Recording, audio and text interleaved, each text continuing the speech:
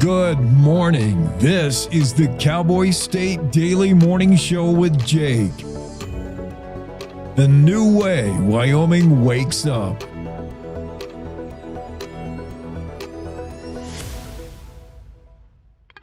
It's time to take a look at what's happening around Wyoming. From the Cowboy State Daily Newsroom, I'm Wendy Kaur.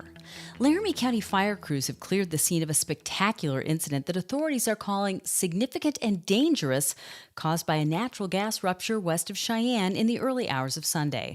Cowboy State Daily's Jimmy Orr explains that the fireball could be seen for miles. In the middle of the night, there was a natural gas pipeline rupture, and there was a train carrying hazardous materials that was close to where that rupture was, and it was a spectacular fire. You could see it 60 miles away. They were able to stop the train before it got to that location and self-evacuate. Fire crews, hazmat teams came out and were able to extinguish the fire. Fortunately, there were no injuries reported. What caused the explosion is unknown, and the case has been turned over to Union Pacific Railroad investigators.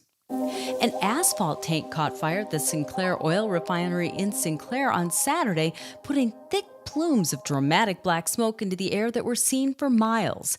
Cowboy State Daily's Justin George reports it looked a lot worse than people feared. People have woke up and saw these thick, dark, black plumes of smoke coming from the Sinclair oil refinery. And the first thing on everyone's mind is the refinery's on fire. What it was an asphalt tank on the refinery grounds that had caught fire. Fortunately, Carbon County firefighters and other volunteers were out there and were able to put that out really quickly. And it didn't spread. There was no concern that it was going to spread to the refinery or get to town. A Sinclair spokesperson said that emergency personnel responded to the tank fire, followed its response plan, and extinguished the blaze.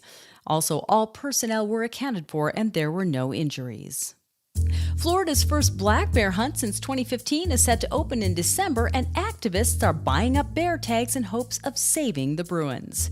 Cowboy State Daily's Mark Hines reports that anti-hunting groups are encouraging people to enter the lottery-style drawing for 187 bear tags in Florida. The Sierra Club of Florida launched its Bag a Tag, Save a Bear campaign this month, urging supporters to buy up all the tags. They purchase the hunting tags, and so that hunters who are intent on killing the bears can't get them. That's their way of saving the bears. I happen to know someone who's an avid hunter who lives in Wyoming who was a federal wildlife agent in Florida, and he's seen this firsthand. He said it wasn't very effective. It didn't make much difference either way. The tags cost $100 for residents and $300 for non-residents. I'll be back with more news right after this. The Wyoming way of life. There's nothing like it. And no financial partner like your local cooperative credit union to help you live life the way you want to. We help you save for a brighter future, borrow for your dream home, start your small business.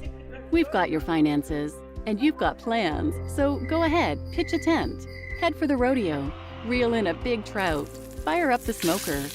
Wyoming's credit unions are here to stay and here for you. Crypto kiosks have been popping up across Wyoming and the country, but with this new form of currency also comes scams to the tune of hundreds of thousands of dollars in Wyoming alone. In fact, Cowboy State Daily's Renee Jean reports that AARP is getting involved to warn people about the potential of getting scammed. Scam artists are seeing a new and better platform to push their victims to. What the AARP is looking for here isn't necessarily a ban on kiosks so much as let's interject some of that delay that causes people to think and to get a little less emotional about whatever fake crisis this con artist has created. The FBI has estimated more than $9.3 billion was stolen nationwide in various types of cryptocurrency frauds in 2024 alone. And many churches across Wyoming saw an increase in attendance after Charlie Kirk was shot and killed September 10th while speaking to students at Utah Valley University. Cowboy State Daily's Claire McFarland reports that while some pastors just touched on the tragedy, there were also church sermons that heavily focused on Kirk's murder. You can tell a lot about society's level of tragedy by what the churches are experiencing. A little evangelical church in Jackson did a whole sermon like, okay, based based on Revelation 15, here's what he is seeing right now on the other side of heaven. And so some of them were very overt like that, where some of them were like normal sermon is happening. A memorial for Kirk took place on Sunday in Glendale, Arizona at State Farm Stadium with the president attending. And that's today's news. Get your free digital subscription to Wyoming's only statewide newspaper by clicking on the daily newsletter button at cowboystatedaily.com. I'm Wendy Core for Cowboy State Daily. Derek! Go wash up and grab your sister. Okay, but first... Where's Grandma? Hey, Mama. Ma. I'm worried about Mom. Mom? She's fine. These the ones, right, Mama? Yeah, groundlings. Sweet potatoes. Sweet potato. Daddy, it's salty. Grandma's just getting old. Some things come with age. And some don't. Early detection of Alzheimer's can lead to better care for your loved one. Add 2 eggs. Learn the early warning signs at 10signs.org.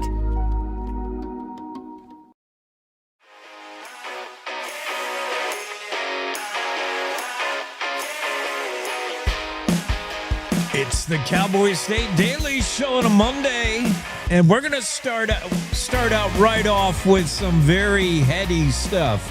I might not be ready, Dr. Riviere, but I'll try. It's early.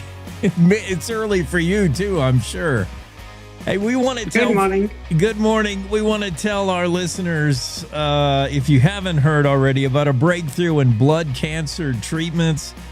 4 pioneering researchers. One of them is on the show right here. They were just awarded the 2025 Merkin Prize in Biomedical Technology for their role in developing CAR T-cell therapy to fight blood cancer. What they figured out how to do is to teach your own immune system to go attack cancer tumors. I love the idea.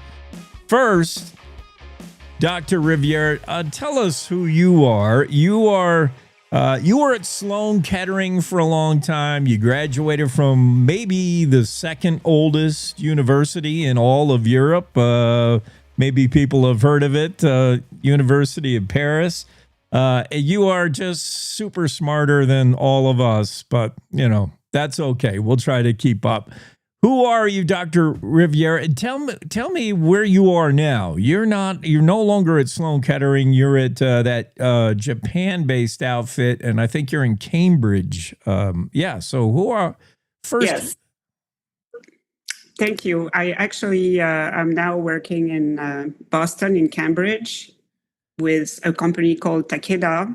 It's a pharmaceutical company which is intending also to develop cell therapies and continue the work. Yeah, Takeda specializes in innovative treatments for rare diseases. Sounds like a perfect match for you because, I mean, way back, before we get into how you won the award, why you won this award, and what it is, tell us what these cells are. What is I'm not gonna know. You're gonna have to tell me. But these CAR T cells, that was identified decades ago in HIV research, of which you were involved as well. So this is not new technology, but we're figuring out new ways to utilize these T cells. How did it all start? What are these chimeric? Is that what they are? Chimeric antigen receptor cells? They're important. Yes. So these chimeric antigen receptors are molecules that are at the intersection of an antibody and a cell surface protein. That means that basically you're putting on a white blood cells, which is the cells of your immune system that fight viruses, cancer every day. And you take these white blood cells from the blood of the patients and you introduce this receptor, And now these cells can recognize the tumor cells and hunt them and destroy them. It sounds good because we're using something like it seemed to me that one of the most organic, natural ways to fight cancer. We are introducing cells to the body in this case, but we're triggering the immune system to learn something. Our immune system's super powerful. And to get it, are we tricking the immune system? Or are we teaching the immune system? Either way, it's good, fine with me if we get rid of cancer. But this is pretty neat stuff. Why aren't these cells? Why aren't our cells already attacking cancer? Maybe they don't recognize it as something wrong.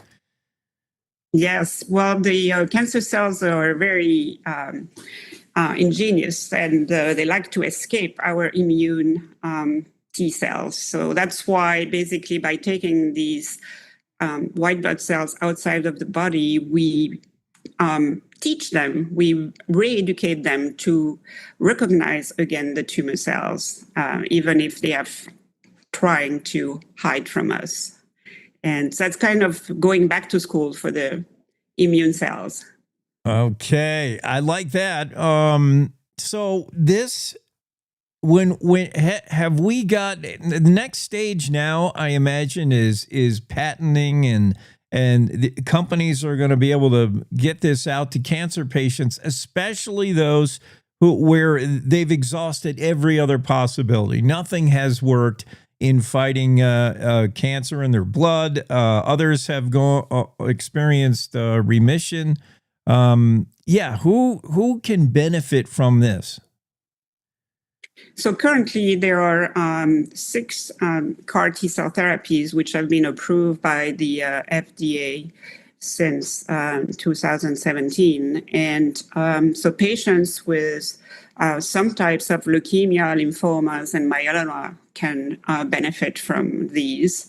And we are also continuing to develop applications also for solid tumors, such as ovarian cancer, breast cancer, prostate, and pancreatic cancers. But these are in the early stages of experimental development, so they are not yet approved, but starting to be explored in early phase clinical trials in specialized hospitals.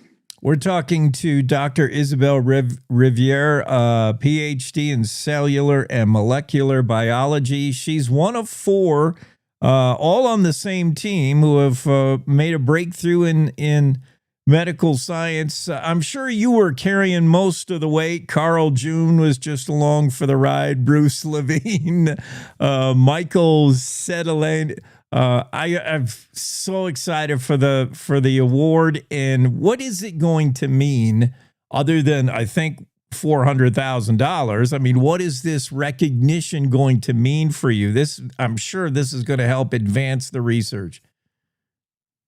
Definitely. I mean, it's a profound recognition, not just of the individual contributions like you mentioned, but also the collective effort behind all the individuals who have developed the CAR T-cell therapies, the scientists, the clinicians, and I want to take this opportunity to give a shout out to my team members over the years who have really been instrumental in the development of these therapies. And this really also honors the scientific excellence, the courage of the patients who undergo these experimental treatments and who enable us to demonstrate that these therapies can work and save their lives. Yeah, let's not forget about people who go ahead and volunteer. And many of them, probably this is their last resort, but they're giving themselves, they're giving their body. That's great. And they don't, I think everybody should be recognized in that way. How else can we apply the power of the immune system, these CAR T cells? We can teach them to recognize a cancer tumor. Can we teach them other things? Can we get our cells, our immune system kicked in to fight whatever it needs to fight? Yes, I mean, these therapies can also, as you said earlier, be applied to infectious diseases. There has been some trials in patients with HIV. There is also a vast body of work currently in autoimmune diseases, and it seems that the same CAR T cells that have been approved from leukemias and lymphomas might be also very useful for patients with autoimmune diseases. And there are many of these which are currently being explored and seems to give some early signals of success. Dr. Riviere, 25 plus years in doing this kind of research, PhD, Vice President, Head of Oncology Cell Therapy Technologies at Takeda. That's one of the large global pharmaceutical companies. They specialize in fighting and developing innovative treatments for rare disease. Just recognize you and 3 others for CAR T cell therapy when fighting cancer tumors. Where can we find out more, Dr. Riviere? Somewhere on the internet for those people who want to dig in and research more? Yes, there is a website called clinicaltrials.gov, and this website has an inventory of all the CAR T-cell trials and a lot of other trials as well, but you can find those information there. And many hospitals also have websites where they inventory their CAR T-cells trials. How often, I'm interested to know how much of your day, and maybe today, maybe now you've advanced to where you've got people working in the white coats looking in, but how often are you looking in the microscope looking at cells? Cells are I can't believe we come to the day where we understand what cells are. We're all made of cells. We come a long way from just prescribing leeches and bleeding people back in the day. What do you're always staring at something on a plate, right? Looking at cells. Yes, you can look at them under the microscope. I love to do that because you can see them move around and meet with other cells, kill these other cells, literally under the microscope. If you look on the internet, you can find some of these images, and they are quite remarkable. Yeah. Unfortunately, I don't spend enough time in the lab anymore, but it has always been something that was very exciting to me. Yeah, it's stuff I remember from high school, being able to look at things and trying to get the concept of something so small as a cell. And then what we're doing today in medical science, like teaching cells things, cell therapy, it's just fascinating. What will be, Doctor, one final thing, what will be the delivery method, do you think, if people need these cells, and we're going to introduce CAR T cells to battle cancer or whatever it is, what will be the method of distribution? We won't be able to just take a pill, will we? How are we going to get those cells into somebody? Yes, currently out of my lab, what we do is we manufacture them in bioreactors, which are basically large pots with a propeller and at the bottom. But and they are basically packaged either in a vial or a bag that needs to be hooked up to the patients through to a needle. So it's like very much like a blood draw when you get a blood test, and we hope that we can improve this eventually by directly injecting the chimeric antigen receptor in the bloodstream without having to take even the white blood cells out of the body. That will be hopefully the next frontier. There's a lot more ahead then. We're not resting with the Merkin Award. There's a lot more research, a lot more we can discover. What's the next thing you think? The next big jump in technology and cell therapy, what you're doing? What do you think?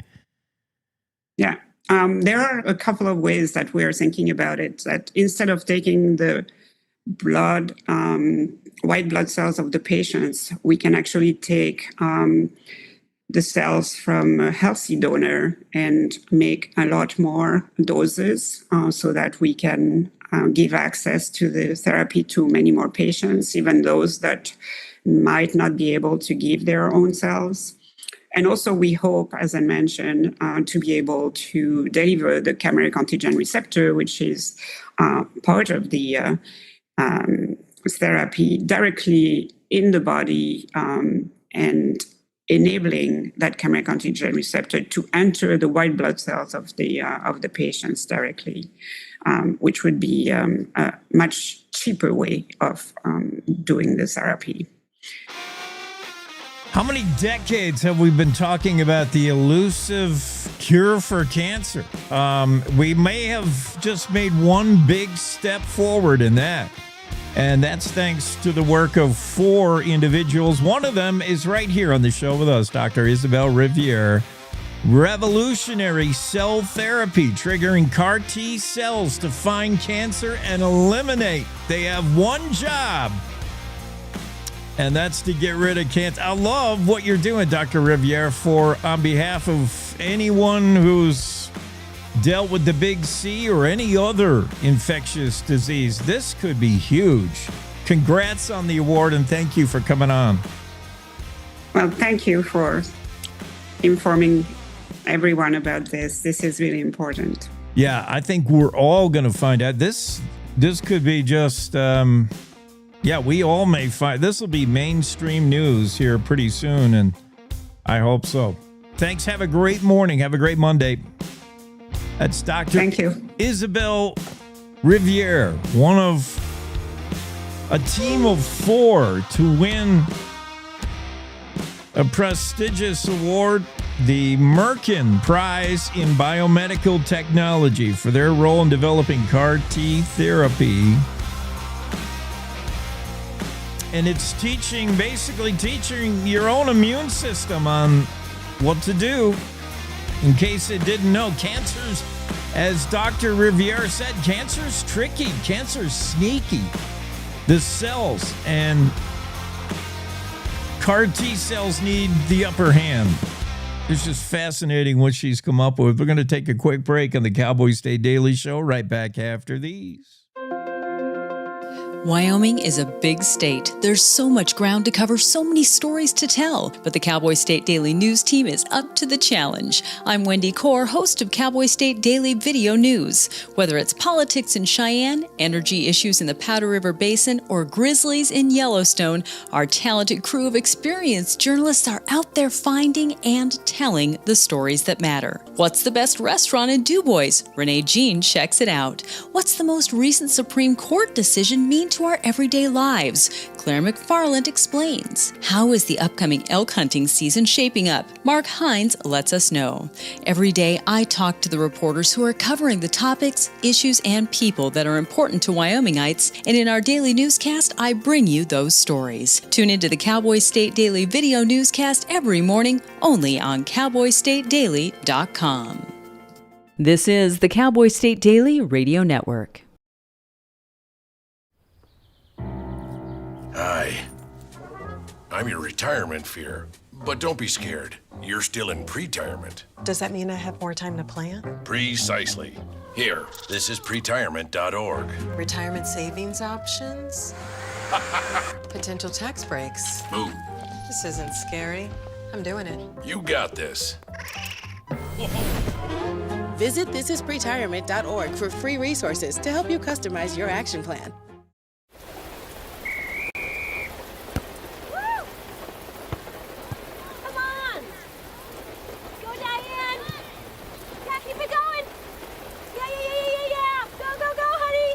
If you love them enough to drive an hour to cheer them on as they get beat 11-0 in the rain, then surely you'll check NHTSA.gov/the right seat to make sure they're correctly buckled in the back seat. Throw that ball, Diane. Woo! You got this. So as a technical sergeant, E6. I served in Vietnam in 1969. I am a U.S. Army veteran. Have you ever helped a fellow veteran? Of course. Yes. Try to always be there for each other. I do my best reaching out to my brothers and sisters in arms. Have you ever asked for help yourself? It's always tough, right? I can't say that I have. I mean, If you don't have someone to kind of help you guide those thoughts, it can be really bad. eventually, you just can't deal with it on your own. I guess it's a part of the military too, right? Service before self. It was drilled in, service before self. And you start to question, maybe people would be better off without me,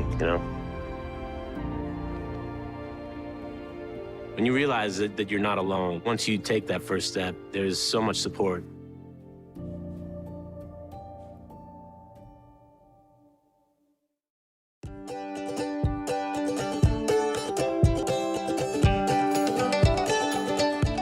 That's a rare treat to get Dr. Riviere on the show. She is literally one of a handful of people working on curing cancer using T cells, using the cells in your blood and triggering the immune system. Fascinating stuff and big award. That Merkin Award is a big deal.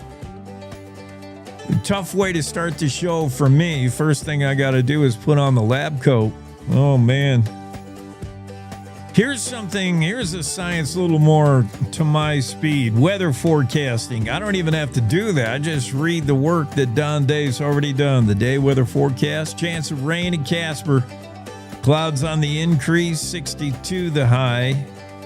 Rain near certainty in Lander, 59. Rain likely in Evanston as well with highs 60. Rock Springs, you should get to 64. Windy, rainy. Pinedale, chance of rain, otherwise partly sunny, breezy, 58. Afton, foggy morning to start. But don't worry, the rain will knock that down later. Highs 60 in Afton. Du Bois, rain certain. Breezy as well, highs 56. Jackson, foggy morning and then rain in the afternoon with the highs in the upper 50s. Thermopolis, rain likely, highs 56. Cody, rain 58. Buffalo, rain likely, mostly cloudy, windy, highs 57. Sheridan, rain probably before 3. After that, you might start clearing out a little bit, highs 61. Gillette, slight chance of rain afternoon. Otherwise, mostly cloudy, breezy, 63 in Gillette. Newcastle, slight chance of rain in the afternoon as well with highs 71. Torrington, 76 with just a slight chance of some afternoon showers, otherwise sunny.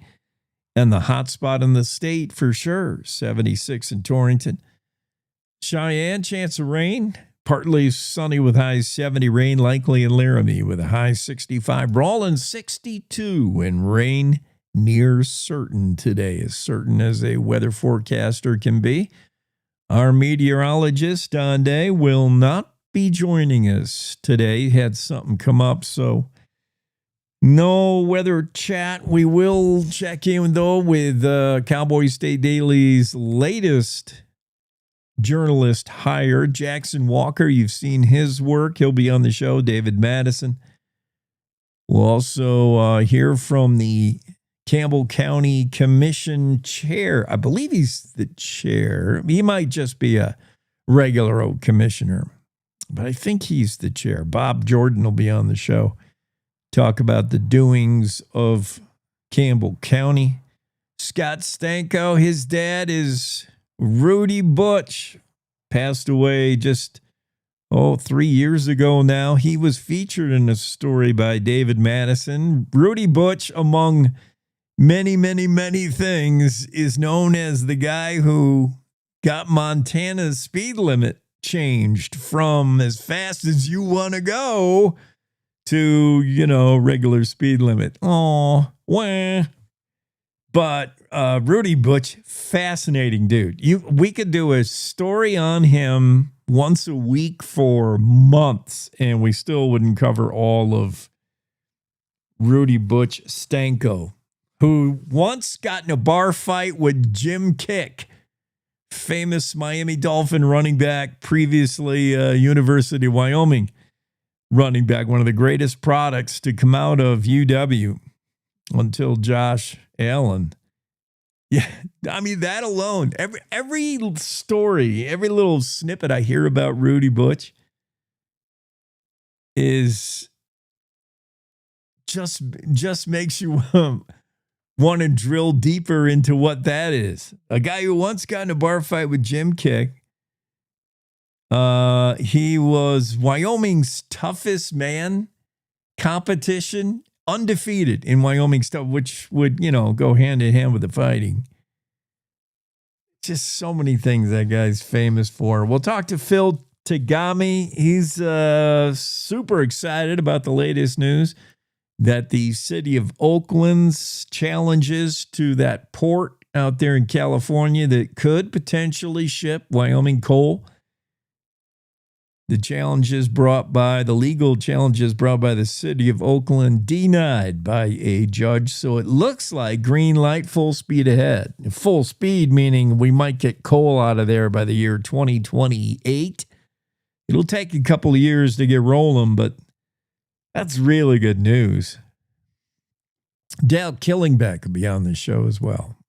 So a lot to do today and a lot of stories to cover over the weekend. You won't believe how much happened over the weekend. We are keeping an eye on that gas line rupture, originally thought to be a train derailment.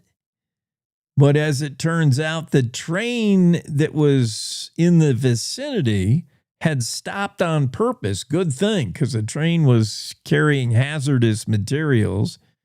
This all happened a little bit west of Cheyenne early yesterday morning, Sunday morning.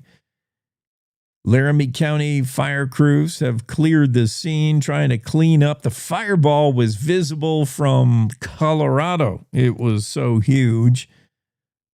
Seen 60 miles away.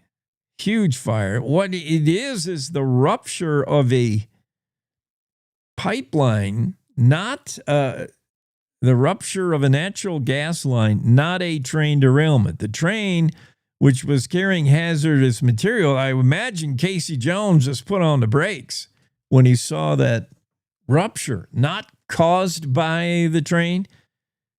Still trying to figure out what it is that caused the rupture. Railroad authorities are calling it a significant and dangerous event, the rupture of a natural gas line, which is ignited, and the flames you could see from a long way away. The train carrying hazardous materials was stopped in time to prevent that thing from catching. But many who saw the fireball, including Brendan John, he was awakened in the middle of the night, Saturday night, Sunday morning, to see what he called an insane glow of fire in the darkness. He said, I woke up last night for a possible black bear on our security camera. So he must have, Brendan's got the trail cam going, must have a pesky black bear he's dealing with. He woke up and he thought, oh, that's that bear. He's at it again. He said, instead, I looked to see what looked like another sun rising, too early maybe. And he said, I zoomed in and I saw a photo. I saw the photo and video. It happened about 2 a.m. is when he got video of this glowing ball over the mountain there. And yeah, that was huge. The incident involved a Union Pacific Railroad train and a ruptured natural gas pipeline. UP is on scene, so are a whole bunch of other people trying to figure out how and why and what happened. Greg Johnson, Jimmy Orr are on that story for the Cowboy State Daily. Other breaking news that happened over the weekend that we didn't get a lot of info from was that shooting at a King Super, right? What did I do with that story? That was on late Friday night, Saturday, I think. I can't figure out what I did with it now. There's so many stories over the weekend. I got to scroll through like. That's how busy Cowboy State Daily is over a weekend. You take a couple days off, and yeah, one person dead in a shooting outside a supermarket in Cheyenne. Happened in the parking lot of a King Soopers supermarket. I don't know that we have any idea. No, developing story. We'll hope to learn more on a Monday. It's tough to get a lot of info over the weekend. According to a statement from Cheyenne PD, officers were sent to the King Super about 9:06 p.m. Saturday night. Officers located one person with an apparent gunshot wound, GSW, as they say in the biz, later pronounced dead at the scene. Police say a second individual believed to be the suspect was taken into custody. Heavy police presence was noted in the area Saturday night as a shooting at the King Supra. Try to get more info later on that for you.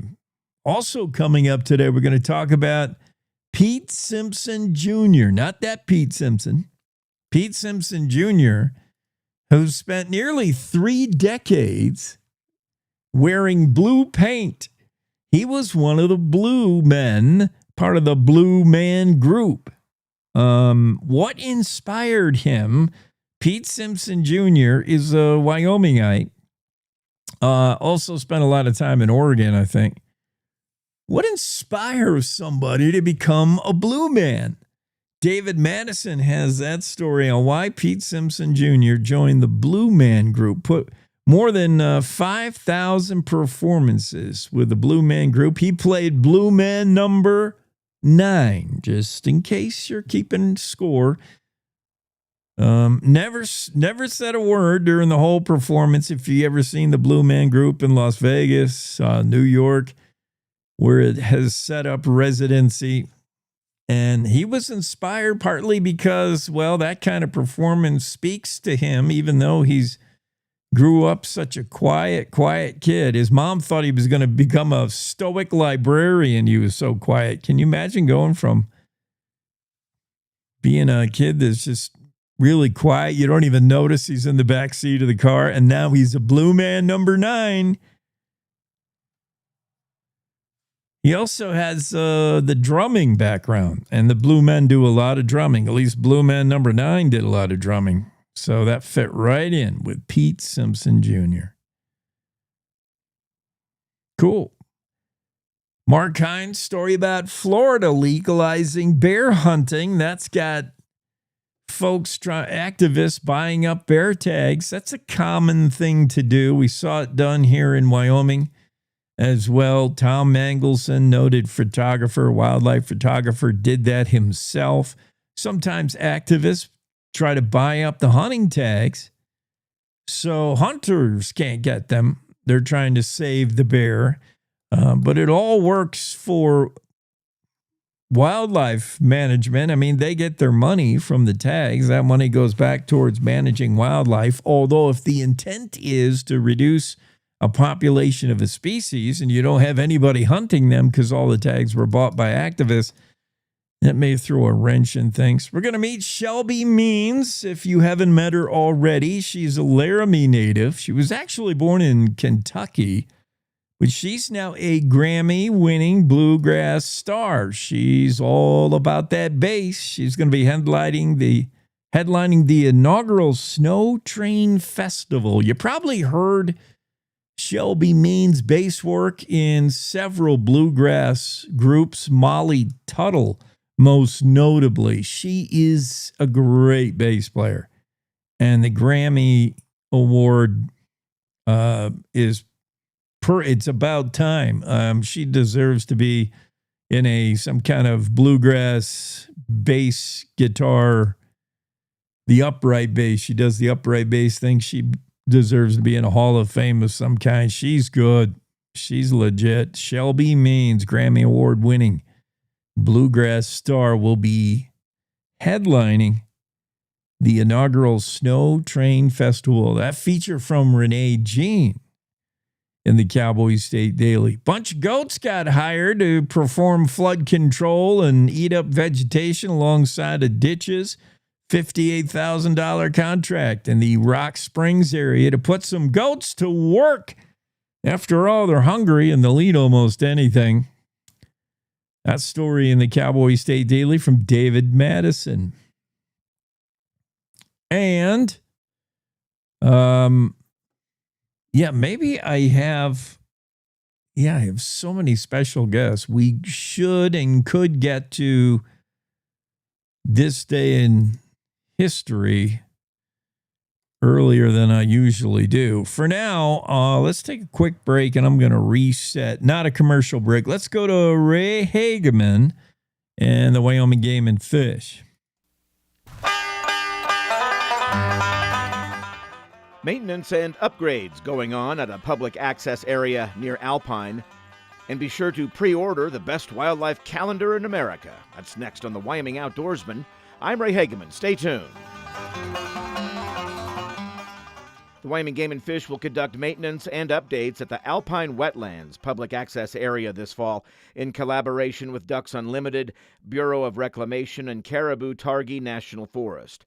The Alpine Wetlands PAA is 2 miles south of Alpine at the upper end of Palisades Reservoir and adjacent to the Salt River in the Jackson region. This area features a series of ponds, sloughs, and permanent wetlands. The maintenance and updates aim to reduce sedimentation, maintain water flow during low water periods, and repair several grade control structures. The current infrastructure allows sediment from the Salt River to enter the Coot Ditch, where it settles as the water slows down. This deposition restricts water flow to the ponds and causes them to dry out when water levels in the Salt River drop. To mitigate the issue, annual maintenance is required to ensure a continuous flow of water and keep the ponds full. Repairing the grade control structures will help maintain the proper water levels. The access area will remain open, but the wetlands will be dry during the maintenance work. This year is flying by, which means it's almost time to get a new calendar. Photos have been selected, and production is underway for the 2026 Wyoming Game and Fish Department calendar. Published by Wyoming Wildlife Magazine, the calendar features an array of photos captured in Wyoming by talented photographers from across the nation and are selected through an annual photo contest. The winning photos bring a glimpse into the lives of the state's iconic wildlife with stunning images to enjoy throughout the year. A limited number of calendars will be printed. Pre-orders are available through October 9th. Pre-ordered calendars will arrive in November, making them a wonderful gift for the holidays. For more information and to place your order, visit the Wyoming Wildlife website on the Wyoming Game and Fish Department webpage. Wyoming Wildlife is a Wyoming Game and Fish Department publication published 12 times a year for anglers, hunters, and wildlife enthusiasts. Its pages are full of the wild things, wild places, and conservation efforts that make Wyoming incomparable. Call 1-800-710-8345 or go online to the Wyoming Wildlife website for $17.95 for 12 issues. This has been the Wyoming Outdoorsman, brought to you by the Wyoming Game and Fish Department. Thanks for listening. I'm Ray Hageman.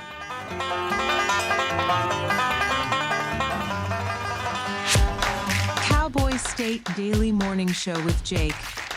Now, back to the show. Thank you, Ray, for the Wyoming Game and Fish Report. Let's take that break now. When we come back, we'll talk about those 2 elk hunters that their bodies, they went missing September 11th. Their bodies were found. What was it that killed them? Looks to be weather. There's autopsies underway, but just highlights weather as being one of the most dangerous threats hunters face. Mark Hines' story about the 2 elk hunters found dead not far from the trailhead, actually. Shenanigans in Washington, D.C. As always, Senator John Barrasso blasts the Dems for their $1 trillion ransom, as he calls it. Government shutdown looms. Yet another government shutdown being held as leverage by the Democrats, and Barrasso not happy with it. Sean Berry, the Cowboy State Daily White House correspondent, has that story. And Square Top's famous views, Square Top down there in the Wind River Range. It's never going to be the same after the Dollar Lake fire, but it could have been worse if not for the heroic efforts of firefighters. We're going to cover those stories when we come back. Cowboy State Daily Show continues after these. Want to stay in touch with what's happening around Wyoming? I'm Wendy Core, host of the Cowboy State Daily video newscast. From Mountain View to Upton, from Jackson to Cheyenne, our reporters are out there finding and telling the stories that matter. Every day, I talk to the talented journalists who are covering the topics, issues, and people that are important to Wyomingites. And in our daily newscast, I bring you their stories. Tune in to Cowboy State Daily video news every morning, only on cowboystatedaily.com. Wyoming is a big state. There are so many stories to tell, and here at Cowboy State Daily, we pride ourselves in bringing those stories to you every day. I'm Riley Strand, videographer and production assistant for Cowboy State Daily Video News. Every day, host Wendy Core and I talk to the experienced journalists who are covering the topics, issues, and people that are important to Wyomingites. And in our daily newscast, we bring you their stories. Tune in to Cowboy State Daily Video News every morning, only on cowboystatedaily.com. You're listening to the Cowboy State Daily Radio Network.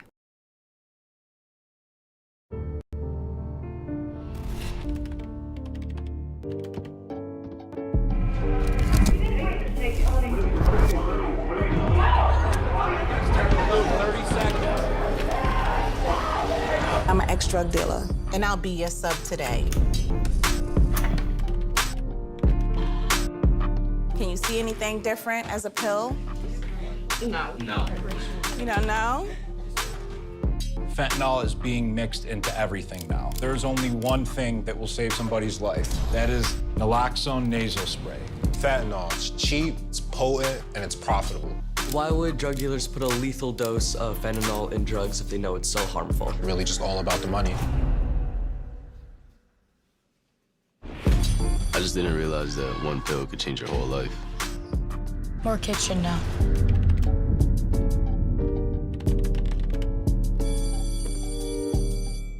In today's digital world, it's hard to know who to trust.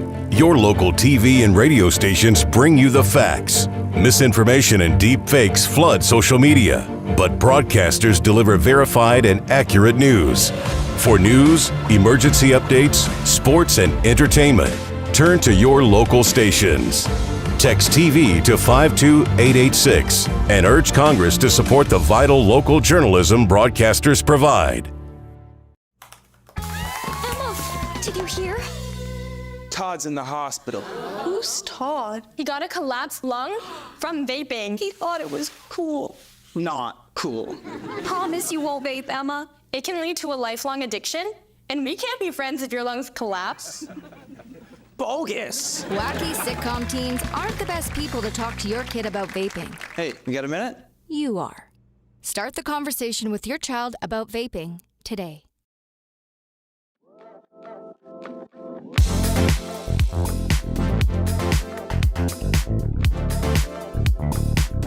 Woo, doggy, I'm feeling it. Monday morning. Not enough coffee in the world can get me rolling up to speed on a Monday. Oh, what about you folks? Just slow going. Well, I went to bed like 2 hours ago.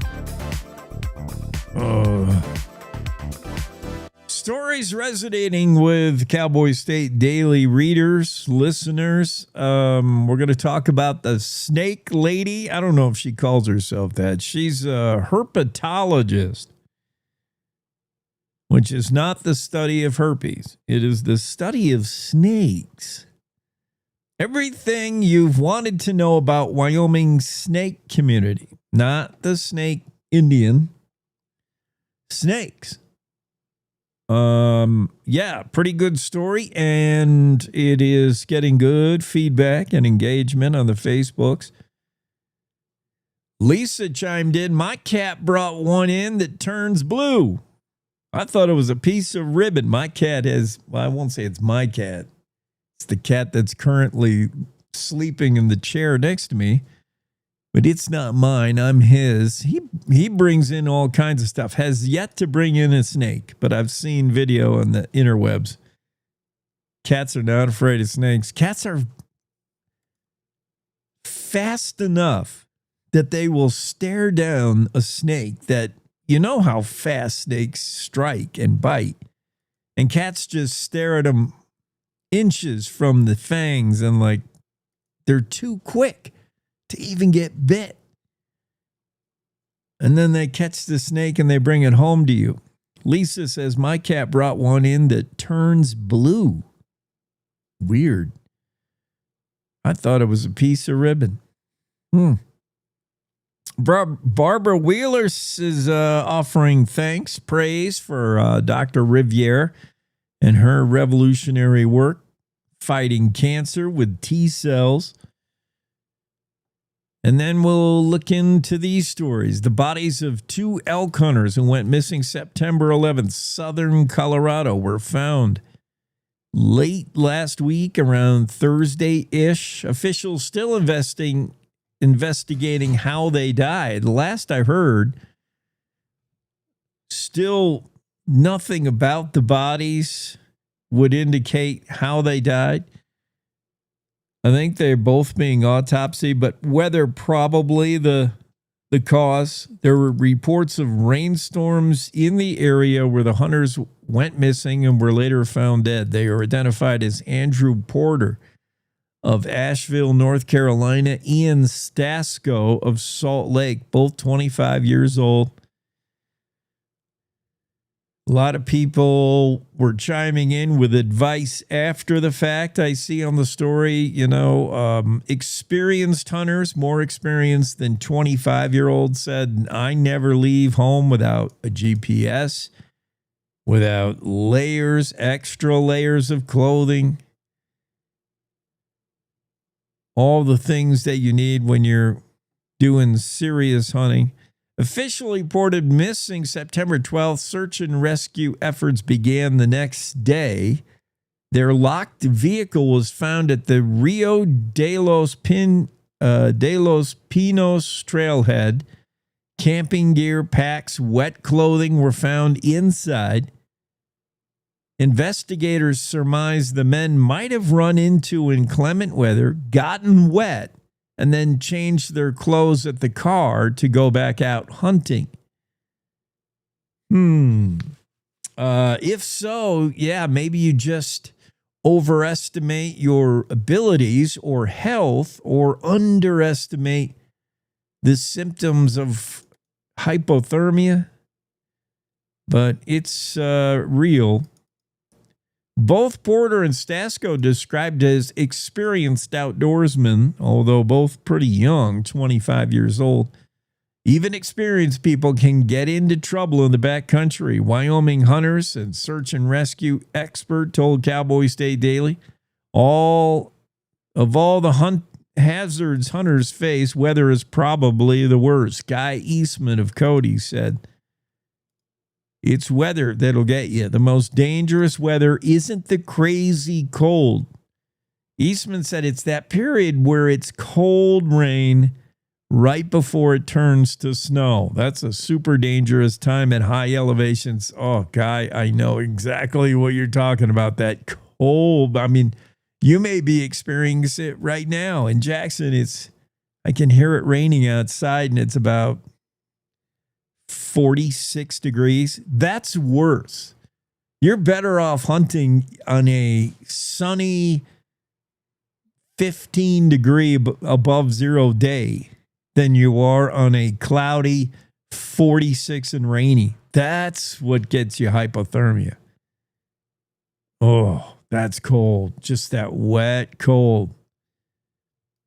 When people get wet and stay wet, they can develop hypothermia when the body temperature drops below 95 degrees. When this starts happening, similar to when you're too hot, I've seen that actually. I've seen both cases with people I've been out with. You start to make poor decisions. Your decisions are really slow and you start to make dumb decisions. Sometimes you don't realize you're cold. Let's start with that. And you actually take off your jacket. You feel hot and you're like, whoa, this is kind of warm. Yeah, hypothermia does weird things to you. And that could be what we're looking at in the case of the 2 elk hunters, southern Colorado, found dead last week. They had been missing for days. Senator Barrasso blasting Dems for a $1 trillion ransom as the government shutdown looms. How many of these shutdown threats have we had in the past 3, 4, 5 years? Seems like we get a couple of them every year. To avoid a government shutdown, a supermajority of Senate votes is required, giving Democrats some leverage, and they are using it.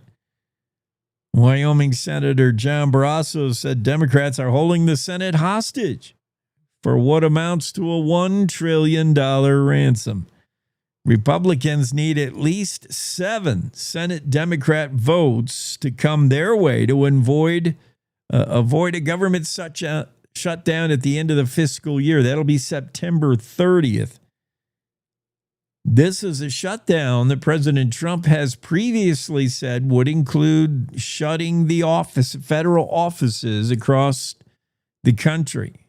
Which offices, we'll have to wait and see, but his threat is that people would be told not to come to work in government offices. Barrasso invoked a $1 trillion figure. $1 trillion, Barrasso said, in ransom for 4 weeks of keeping the government open. It's filled with partisan political poison pills that will never become law. He's talking about the Democrats' budget solutions. Fellow Senator Lummis weighed in as well. She told Cowboy State Daily that it is Democrats' dislike of Trump that is causing them to not cooperate. Well, I would imagine it's everyone's dislike of Trump that causes them to do all kinds of things. He's not, he's popular with most Republicans, and he's popular with Trump supporters and MAGA, and doing what he said he was going to do, running for office. He's certainly got popularity, although his popularity polls aren't great, but not many presidents have enjoyed good polling after they take office. I don't know what his latest numbers are, 36% or something.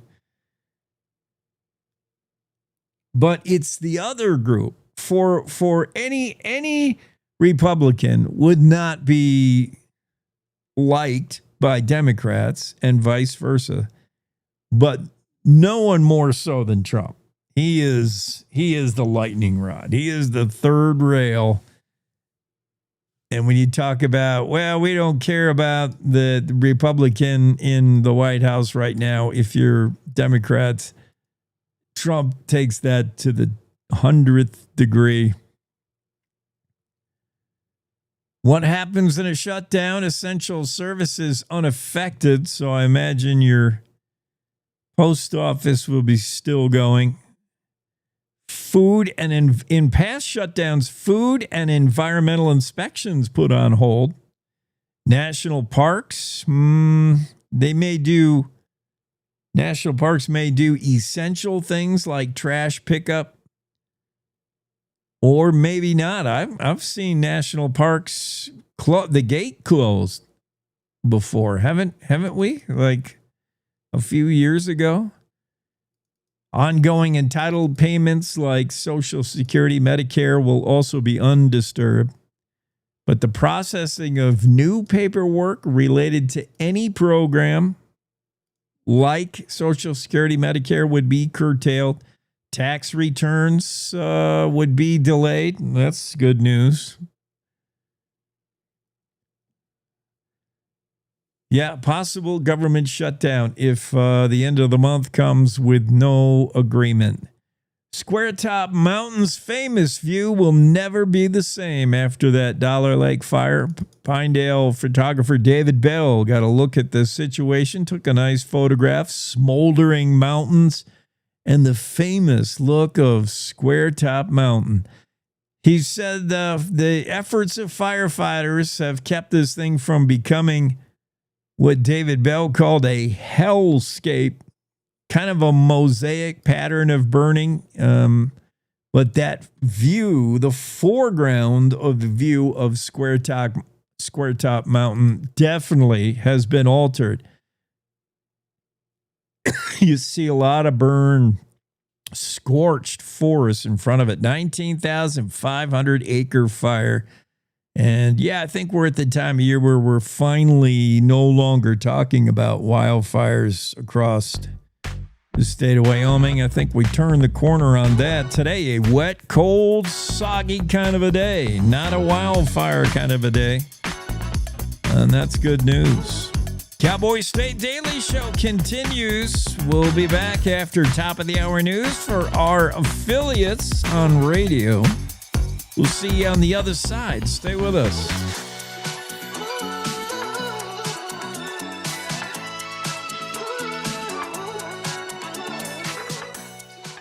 It's time to take a look at what's happening around Wyoming. From the Cowboy State Daily Newsroom, I'm Wendy Kaur. Laramie County fire crews have cleared the scene of a spectacular incident that authorities are calling significant and dangerous, caused by a natural gas rupture west of Cheyenne. The large fire, which was sparked in the early hours of Sunday, was located near mile marker 350 on I-80.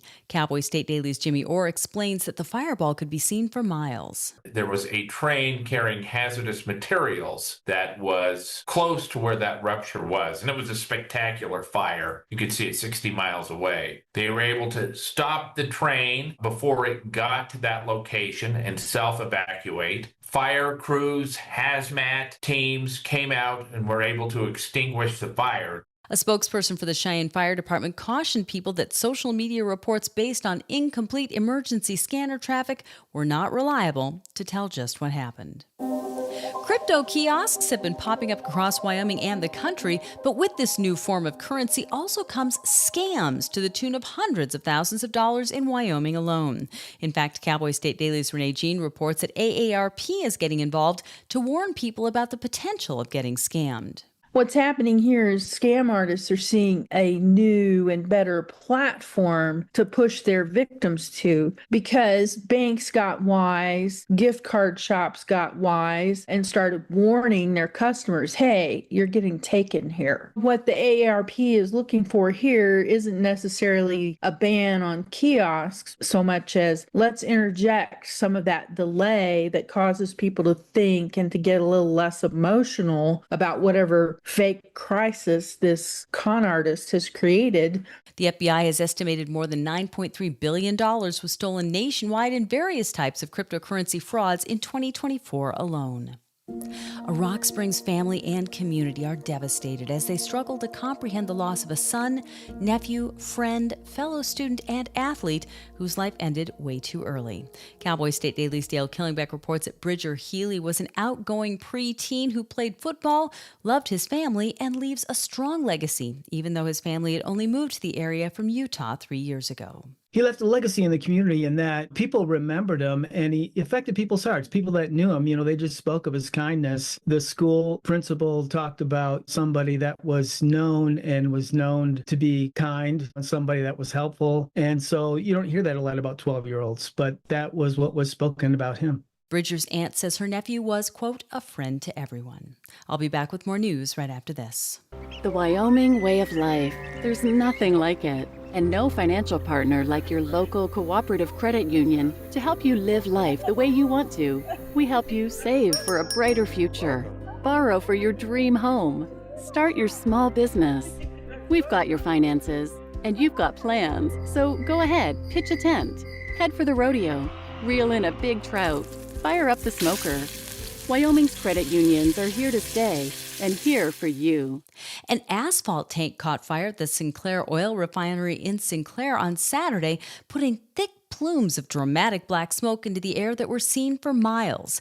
Cowboy State Daily's Justin George reports it looked a lot worse than people feared. People have woke up and saw these thick, dark, black plumes of smoke coming from the Sinclair oil refinery. And the first thing on everyone's mind is the refinery's on fire. What it was an asphalt tank on the refinery grounds that had caught fire. Fortunately, Carbon County firefighters and other volunteers were out there and were able to put that out really quickly. And it didn't spread. There was no concern that it was going to spread to the refinery or get to town. A Sinclair spokesperson said that emergency personnel responded to the tank fire, followed its response plan, and extinguished the blaze.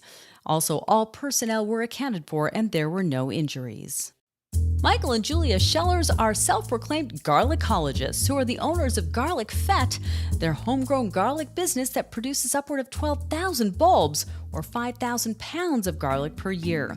Cowboy State Daily's Jackson Walker reports the garlic from Schellers' humble 3-acre farm is rather potent. They claim is 4 times stronger than anything you could find in the grocery store. It's primarily used for cooking purposes. Their freeze-dried garlic is ready to eat right out of the bag. It requires 0 preparation. Despite the pungent odor of garlic that permeates their home, Michael says their friends aren't bothered by it. And that's today's news. Get your free digital subscription to Wyoming's only statewide newspaper by clicking on the daily newsletter button at cowboystatedaily.com. I'm Wendy Core for Cowboy State Daily.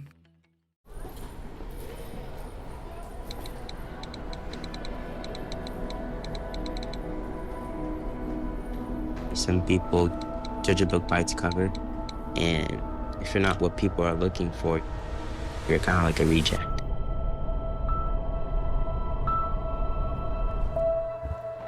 At school, it feels like everyone's staring at me and I'm just kind of not really a person. Sometimes I can't believe that you could be proud of me if I'm not proud of myself. It just was hard today. Nobody was listening to me. Think of our best times together. Let's do more of that. Try to understand me more, and I'll try to do the same. Listening is a form of love. Find ways to support your kids at sounditouttogether.org.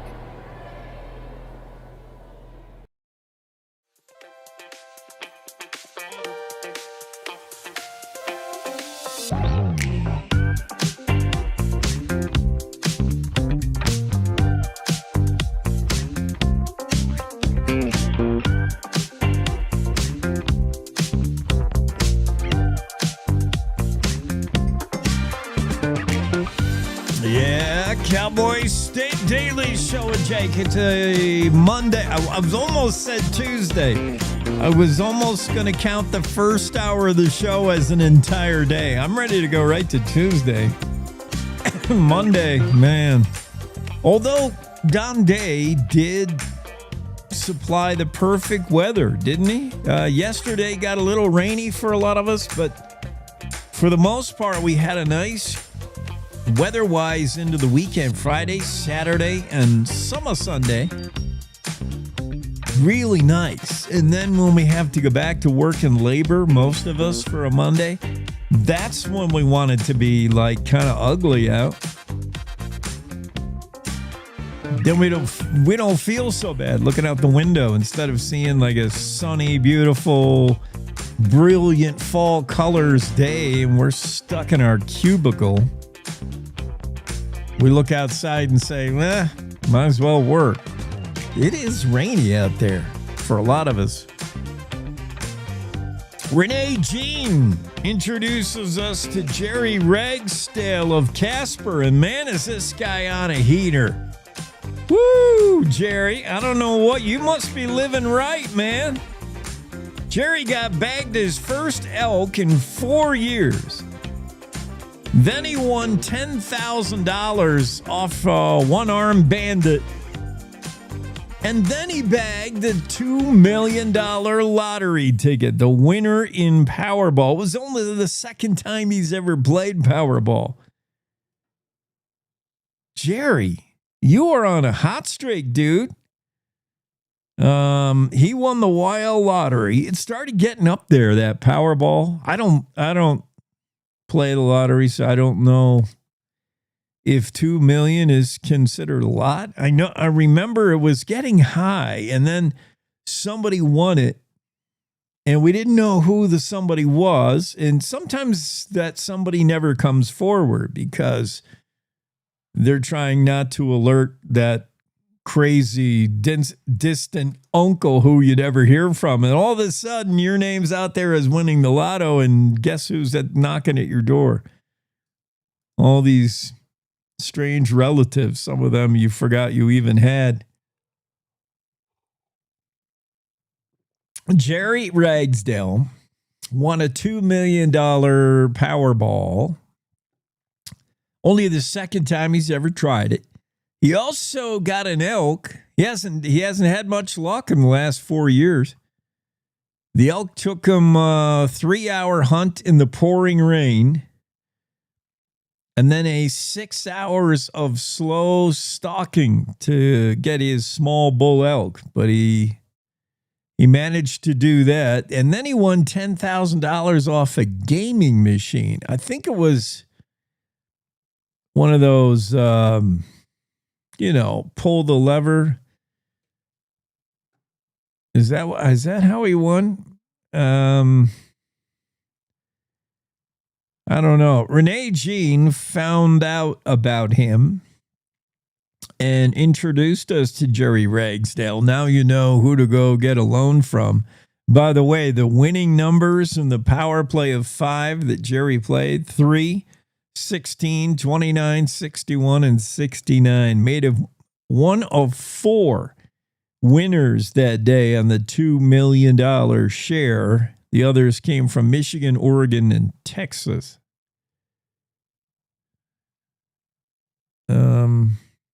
Yeah, good job, Jerry. How did he win the 10,000? That's what I can't find.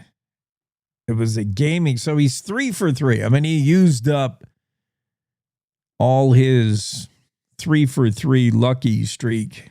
Got the elk, won 10 grand at a gaming machine, and then hit a $2 million lottery. Jerry, you've used up all your luck for the month. Claire McFarland's story, Wyoming churches have seen revival and shake up after Charlie Kirk's death. Attendance at many Wyoming churches surged as services grew more poignant after Charlie Kirk's death. Leaders cite Kirk's outspoken faith and a wave of spiritual searching fueled by national grief and widely shared videos of the shot that killed Kirk. Yeah, I think the Charlie Kirk assassination shook us all to the core.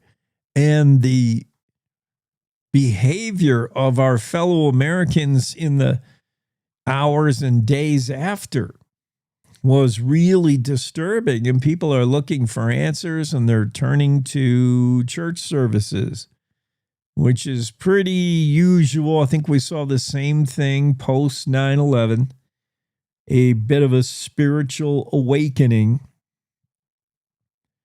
For instance, Claire McFarland's story begins with Ashton Waite, who on Monday of last week, I think, said, I am looking for recommendations on a church to attend. She posted this on a Gillette, Wyoming Rants and Raves Facebook page. And she wasn't alone. Waite told Cowboy State Daily in a text message she's always been a believer, follower of God, but she's drifted away from attending church as she's grown older. Excuses and life get in the way. She enjoyed watching conservative icon Charlie Kirk. She enjoyed his faith and his dialogue and discussions. After learning about his passing, she said she experienced a spiritual awakening, Waite said. And she is among many that have spiked church attendance across the Wyoming state in the aftermath of Charlie Kirk's assassination. Yeah, we did see the same thing. Is September 11th, 2001, going all the way back then. Claire McFarland had that story. She talked to several pastors out and about. Matt Muma, associate pastor at the non-denominational Bible preaching Cornerstone Church of Jackson. He notes seeing an attendance influx of tourists. Attendance was down to about 120 adult congregates in the weeks before Kirk's death, but about 140 or more after. So, yeah, people turning to faith. Where else do you turn when you see the world go through just crazy things like this? Dale Killingback will be on later. We'll talk to him about this story, but it just makes no sense. Not that suicide ever makes sense. But Rock Springs is left devastated by the sudden death of an outgoing 12-year-old who took his own life. He was the least likely candidate. Again, if there's ever a likely candidate, there is a stereotypical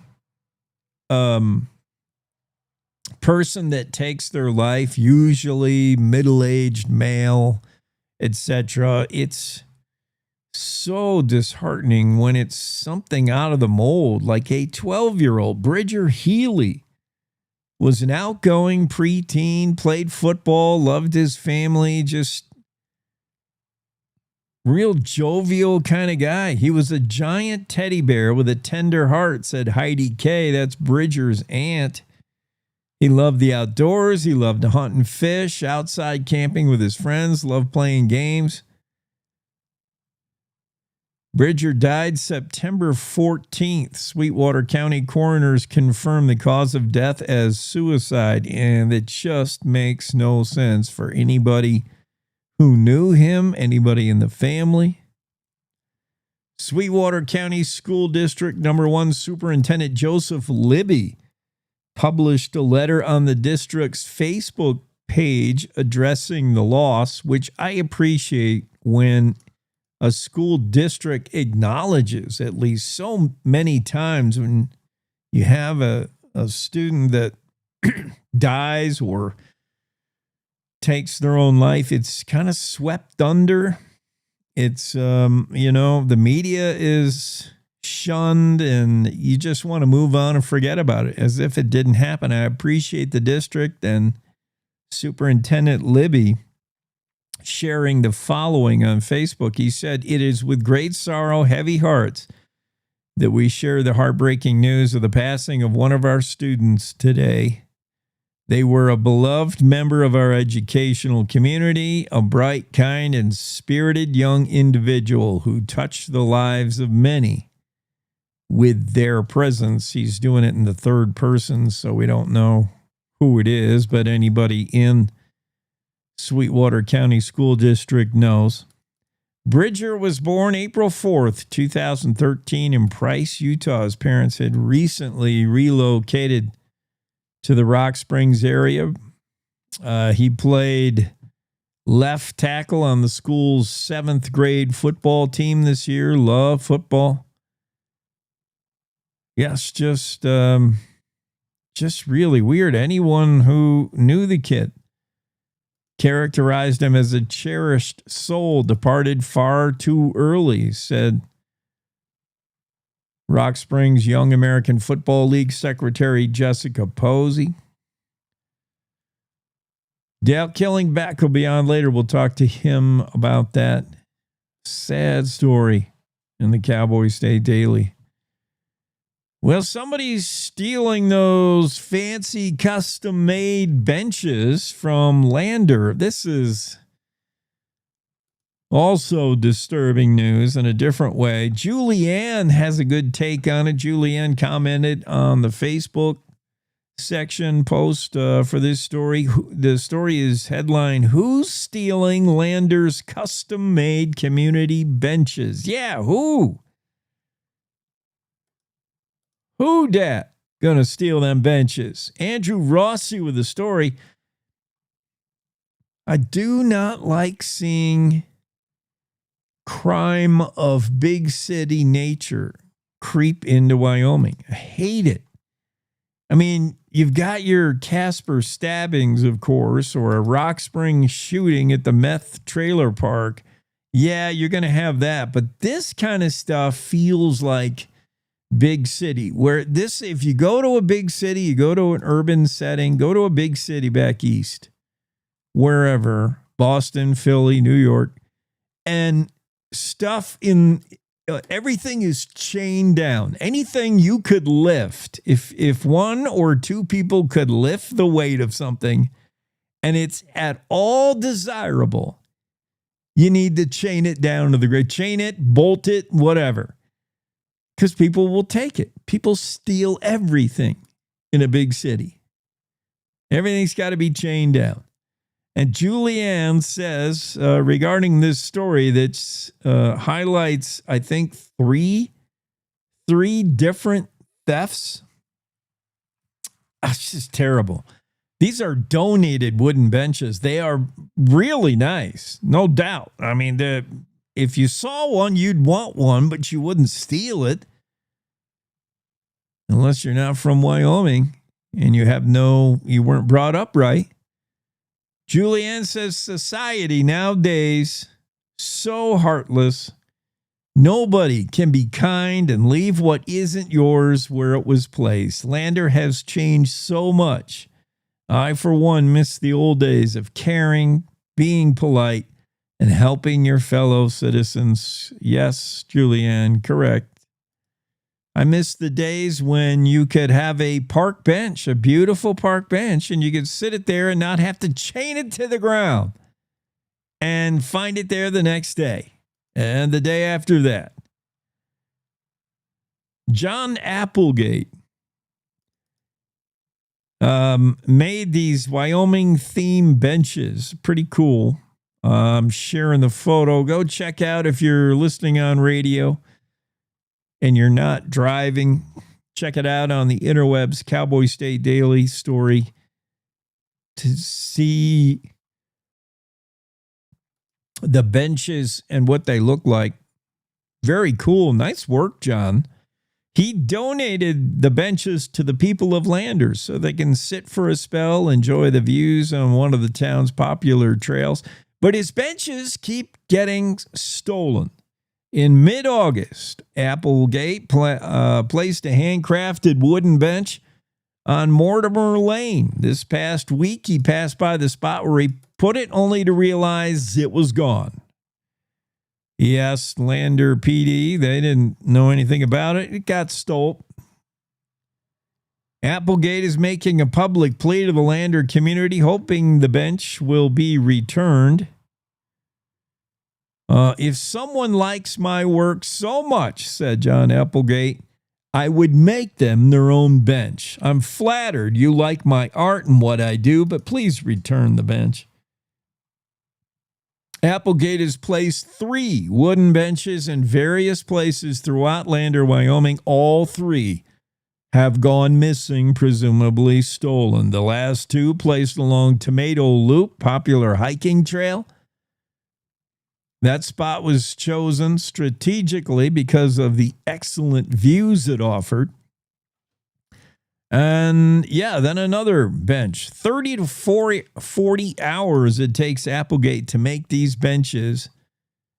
And someone keeps stealing them. That is just big city.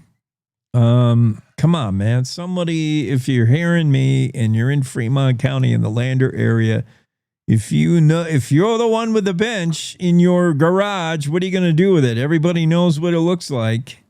And if you're the friend or neighbor and you know the person who has the bench, do a little arm twist and make somebody do the right thing. This is just wrong all day. 365 wrong. We'll take a break on the Cowboy State Daily Show. Once again, Don Day not going to be with us this morning. It's a rainy Monday. He just doesn't even want to show up when it's raining for fear that people will say, Don, what are you doing? Although it's much needed rain, and it is Monday. Don will be with us tomorrow. One quick break here on the Cowboy State Daily Show. We'll be right back.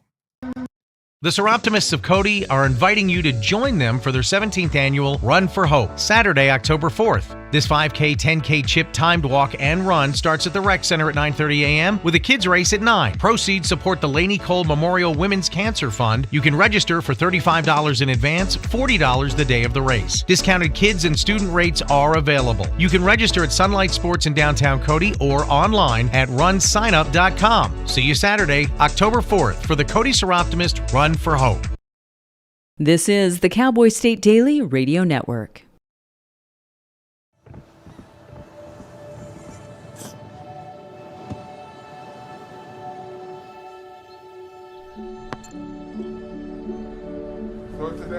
I don't remember how it started.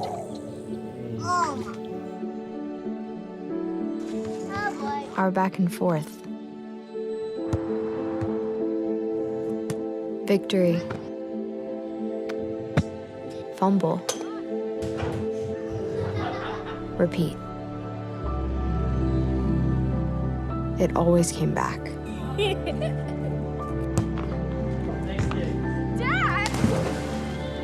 Okay, here we go, throw it! Yeah. You probably don't remember what you told me, That was perfect. but I heard every word. Nice.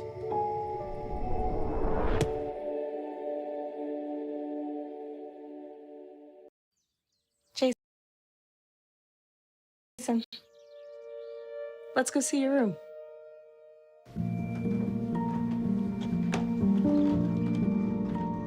What do you think? We kept it a little spare, so you can decorate it how you like.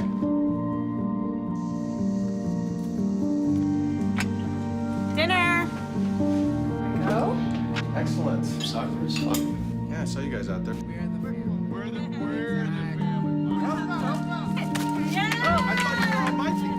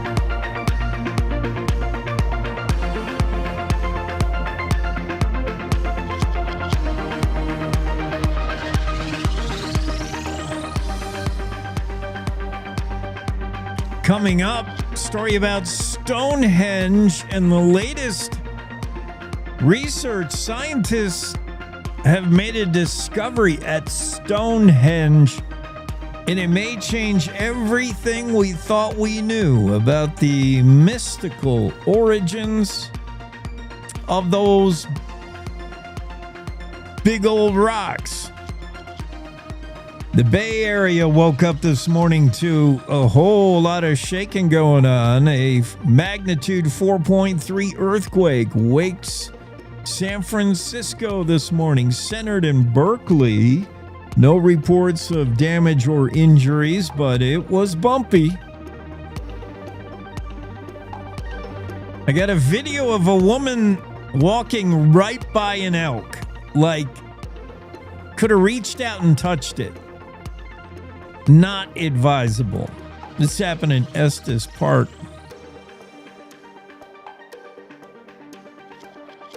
Also, a story in science. Scientists find a 7,000-year-old mummy in the desert, in the Saharan desert. And its DNA doesn't match any modern humans, any humanoid known to exist. Uh-oh. Insert the dragnet. Dun, dun, dun, dun. Meanwhile, let's do a little bit of this day in history. It's September 22. On this day, 1869, territorial governor issued a proclamation that the Legislative Assembly was to convene for the first time in October 12th of that year. So Wyoming was getting all kinds of government organized on this day in 1869, well before Wyoming became a state. But if you want to be a territory, let's get serious about it. The territorial governor declared that the Legislative Assembly would convene for the first time ever, October 12th of that year, 1869. This day in 1890, Emancipation Day, celebrated by African Americans in Cheyenne. September 22nd, 1920, plans to announce to build a petroleum pipeline to the refinery in Riverton. Riverton no longer this day has a refinery, by the way.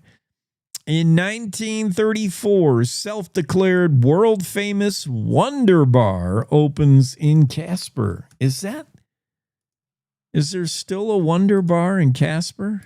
It's a great name for a bar, right? The Wonder Bar, Casper. I've never heard of it, but I don't spend a ton of time in Casper. We can ask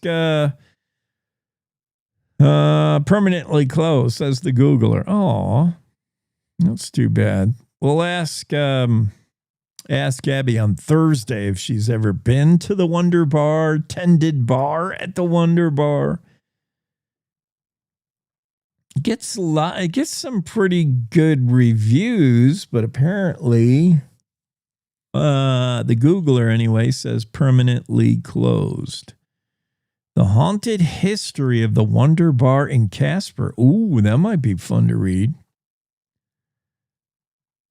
It does look old. It's in one of those old brick buildings. Got some old black and white photographs. This looked like a place you want to be on a Saturday night. Cool. Maybe Jackie Dorothy will do a history story on it. I think it's in order. Jackie, you got to get on that. The Wonder Bar was opened in Casper on this day in 1934, so certainly some history behind it. September 22nd, 1937, a raging forest fire near Cody killed 14, injured 50. This day, 1937. This day, 1939, Michael John Sullivan was born in Omaha. He would become the 29th governor of the state, serving from 1987 to 1995. Later named U.S. ambassador to Ireland under President Clinton. Happy birthday, Michael John Sullivan. This day, 1945, Governor Lester Hunt proclaimed American Indian Day. 1945. This day in 1951, Jacob Horner, the last 7th Cavalry veteran of the Battle of Little Bighorn, died on this day, 1951. Note the date. He did not die during the Battle of the Little Bighorn. I don't know if he was the only survivor, but I believe it is erroneous to say no one survived. No cavalry members survived the Battle of Little Bighorn. It was a massacre. It was a one-sided victory for the band, the coalition of native tribes, including the Sioux and the Cheyenne, but not every white guy perished. Not every cavalry member perished. And I don't know if Jacob Horner was the only survivor, but the reason he did survive is interesting. And it teaches you never look the gift horse in the mouth, almost literally. Horner was a low-ranking private. He was assigned to the 7th Cavalry and told to go to the Battle of Little Bighorn. He, along with the rest of his 7th Cavalry members, Horner survived the massacre solely because he was not mounted. There was not enough horses for everybody. And when they got down to Private Horner, All the horses had been assigned, and I can imagine Horner at that time probably said, "Oh, that sucks. I got to walk." Horner had been left behind in the rear as he lacked a mount. So as his cavalry mates marched off, trotted off into certain death, Private Horner walked to the Battle of Little Bighorn and never got there in time. By the time he got there, he was thanking his lucky stars they didn't have a horse for him, I would imagine. Private Jacob Horner, the last 7th Cavalry veteran of Battle of Little Bighorn, died on this day in 1951. All these things happen on September 22nd. Time for the Western Ag Network and the Rodeo Roadshow. Will. It's the Rodeo Roadshow on the Western Ag Network. Hi, everybody. Will Rasmussen here. Good to have you along as we head for the weekend. A conversation with Flint Rasmussen about the rodeo business and the schedule these guys and gals keep 4th of July and other weekends. And he's got a little bit of commentary. Talked to world champion tie-down roper Haven Medjid about the very thing. Flint Rasmussen on the Rodeo Roadshow coming up next. Stay close. Molson Coors would like to raise a cold Coors banquet and a cold Coors Light to toast Colorado, Montana, and Wyoming barley growers. Thank you for another successful harvest. Hi, this is Peter Coors. It's because of your hard work and dedication that Molson Coors is able to raise the high country barley that is the main ingredient to our iconic beers that so many people enjoy. So the next time any of you have a beer, thank a farmer, because without them, it would not be possible. Be part of something bigger. Join the American Sheep Industry Association today. Producers who join their state sheep association automatically gain ASI membership and access to national resources and representation. If your state doesn't have an association, no worries. You can still sign up individually at sheepusa.org and stay connected to the future of the industry. Your voice matters. Your membership counts. Again, learn more at sheepusa.org. Hey, I'm going to say, I know you're big I believe you're still kind of in the rodeo business. But I said, do a little broadcast about every other week, and I've always said that cowboys just kill themselves driving up and down the road. I think the 4th of July week is kind of for theater, a lot of it, just making this run. And I've talked to a guy named Haven Medjid that agrees with me. He's like, I can pick 5 rodeos to go to and do as well if you bust your butt to go to 11. But I think I think Labor Day weekend is as important and influential in determining NFR and a world title than the 4th of July. I think Labor Day's huge. And I know we're coming. Yeah, I've talked to our friend Ryan Mapston about that. He went to the NFR and the bronc riding 8 different times, and he said the week after the 4th was huge like that, with all the Utah rodeos and the Wyoming rodeos and all that. But Haven Medjid, he's a world champion tie-down roper, by the way, and he was out for about a month. He was down to almost 30th place, and all of a sudden, he is in the top 15 in the world. I'm Will Rasmussen on the Western Ag Network.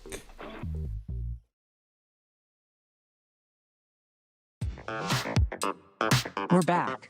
Cowboy State Daily Morning Show with Jake continues. That sounded like an old Rodeo Roadshow to me from last Friday. I don't know how that could happen. Renee Jean's story about these Bitcoin ATMs, these crypto kiosks. It seems the only reason to even have them is for fraud, to promote fraud. That's the only thing they're used for nowadays anyway. I mean, I'm sure there are people who do crypto and Bitcoin and all that, but I don't know anyone who is really avid about turning that into money. I know it's money, but not really. I mean, you're not buying anything with your Bitcoin.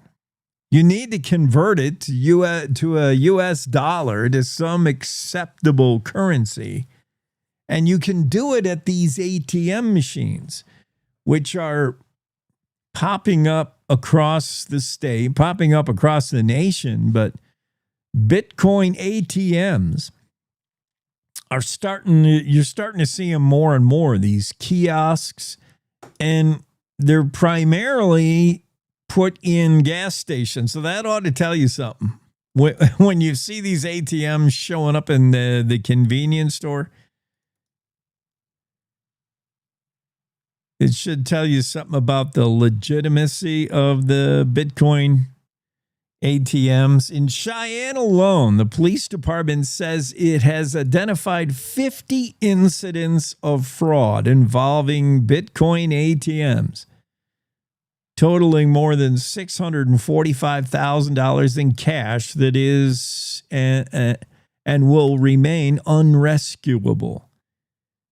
AARP Wyoming says fraud is destroying retirement accounts of vulnerable senior citizens who don't know any better. It's mostly old folks. They're instructed to go do something at the Bitcoin ATM, and poof, there goes their money. A tragedy just last week was avoided by the narrowest of margins. In Gillette, 76-year-old man was trying to deposit $16,000 into a Bitcoin teller machine. A fellow customer, a woman in her 30s, happened to overhear the scam in progress, and she said, no, don't do that, sir. They want your money. Yeah, there's several scams around it. There's the jury duty scam. There's all kinds of scams that involve you paying some kind of fine, you paying some kind of something using Bitcoin. If you're ever instructed to pay for anything using Bitcoin, golly, just don't do it. Ever. No legitimate, at least not now. This is not the year 3000 when we're all using Bitcoin or whenever that becomes mainstream. Bitcoin is not yet a mainstream currency. It is not yet, I'll stop short of calling it a legitimate currency, but nobody is going to ask you to pay a fine, pay a fee, pay a whatever in Bitcoin. That should be your first red flag. The FBI has estimated more than $9.3 billion was stolen nationwide in various types of cryptocurrency frauds last year alone. AARP is proposing a new suite of regulations for cryptocurrency kiosks, or these ATMs, that are becoming more and more popular across Wyoming. They're popping up all over the place.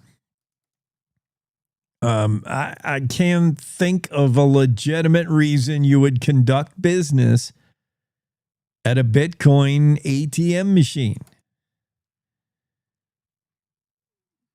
Tom Laycock, he's the director of AARP. He's been on the show a couple of times. Tom says while BTMs, Bitcoin ATMs, are called BTMs, while they're legal now, their lack of regulation has made them the new darlings of scammers.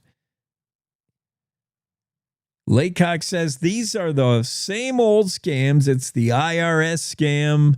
It's the romance scam, the pig butchering scam. I'm not familiar with that one. Yeah, so BTM's attractive to con artists because they're more isolated than previous options. Bank tellers, retail stores where gift cards are sold tend to warn off their customers. Yeah, if you're told to pay a fine or pay a fee using a gift card, most people selling the gift card will size you up. And if you're over the age of 70 or 80, they'll be like, look, this sounds like a scam to me, so I'm not going to sell you this bid card. Same thing with, a bank teller. But these BTMs in a gas station, you might be the only person in there. And you think you're conducting legitimate business, and wham, you're ripped off. Tom Laycock warning up. Wow, that's a low-flying helicopter you hear in the background. We're going to take a quick break. Let this helicopter fly by, hopefully, without landing here at studio. Cowboy State Daily Show continues right after this. Wyoming is the cowboy state. From corner to corner, there are so many stories to be told, and more cowboys and cowgirls are turning to the Cowboy State Daily News team to keep them in touch with what's happening both locally and in other parts of Wyoming. I'm Riley Strand, videographer and production assistant for Cowboy State Daily Video News. We're proud to bring the most important stories to our viewers every day. The stories that start conversations, the stories that make us laugh, the stories that make us think. Our experienced journalists at Cowboy State Daily are crisscrossing the state every day, talking to those who know the news best. Every day, host Wendy Core and I talk to the reporters who are covering the topics, issues, and people that are important to Wyomingites. And in our daily newscast, we bring you those stories. Tune into the Cowboy State Daily Video Newscast every morning, only on CowboyStateDaily.com. You're listening to the Cowboy State Daily Radio Network. Sometimes fatherhood I'm the first Viking who wouldn't kill a dragon. can feel like an epic battle. But you will. But you can change your kid's world just by being there. And with a little help, you won't believe how high they can soar. All right, bud, you ready? I'm proud to call you my son. Come on! Never stop being a dad. To learn more, visit fathersincorporated.com. Logan Wilson here at the M Building in Casper, Wyoming. They do more than just support businesses and private events. They support nonprofits by offering reduced rates to help the community thrive. The staff here at the M Building have been incredible in helping me organize a fantastic event. They are great partners for those who want to make a positive impact on the community. Come check out the M for your next event.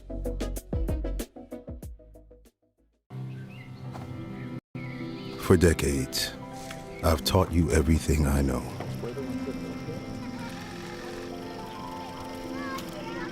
How to safely build a fire. How to control the flames.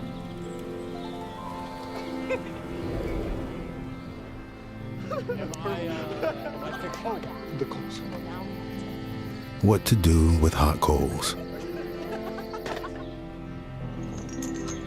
How to secure your chains.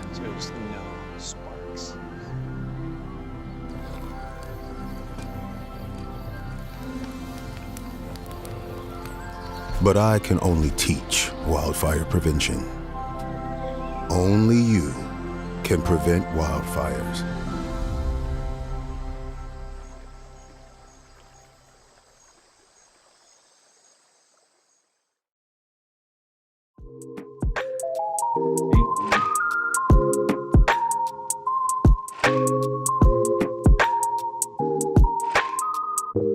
Cowboy State Daily Show on a Monday. I'm choosing only downbeat music now because it is a rainy Monday, which is not helping me wake up. Jackson, how far into the pot of coffee are you this morning? I actually haven't had any coffee yet this morning, believe it or not. Dude, what is wrong with you? I like coffee.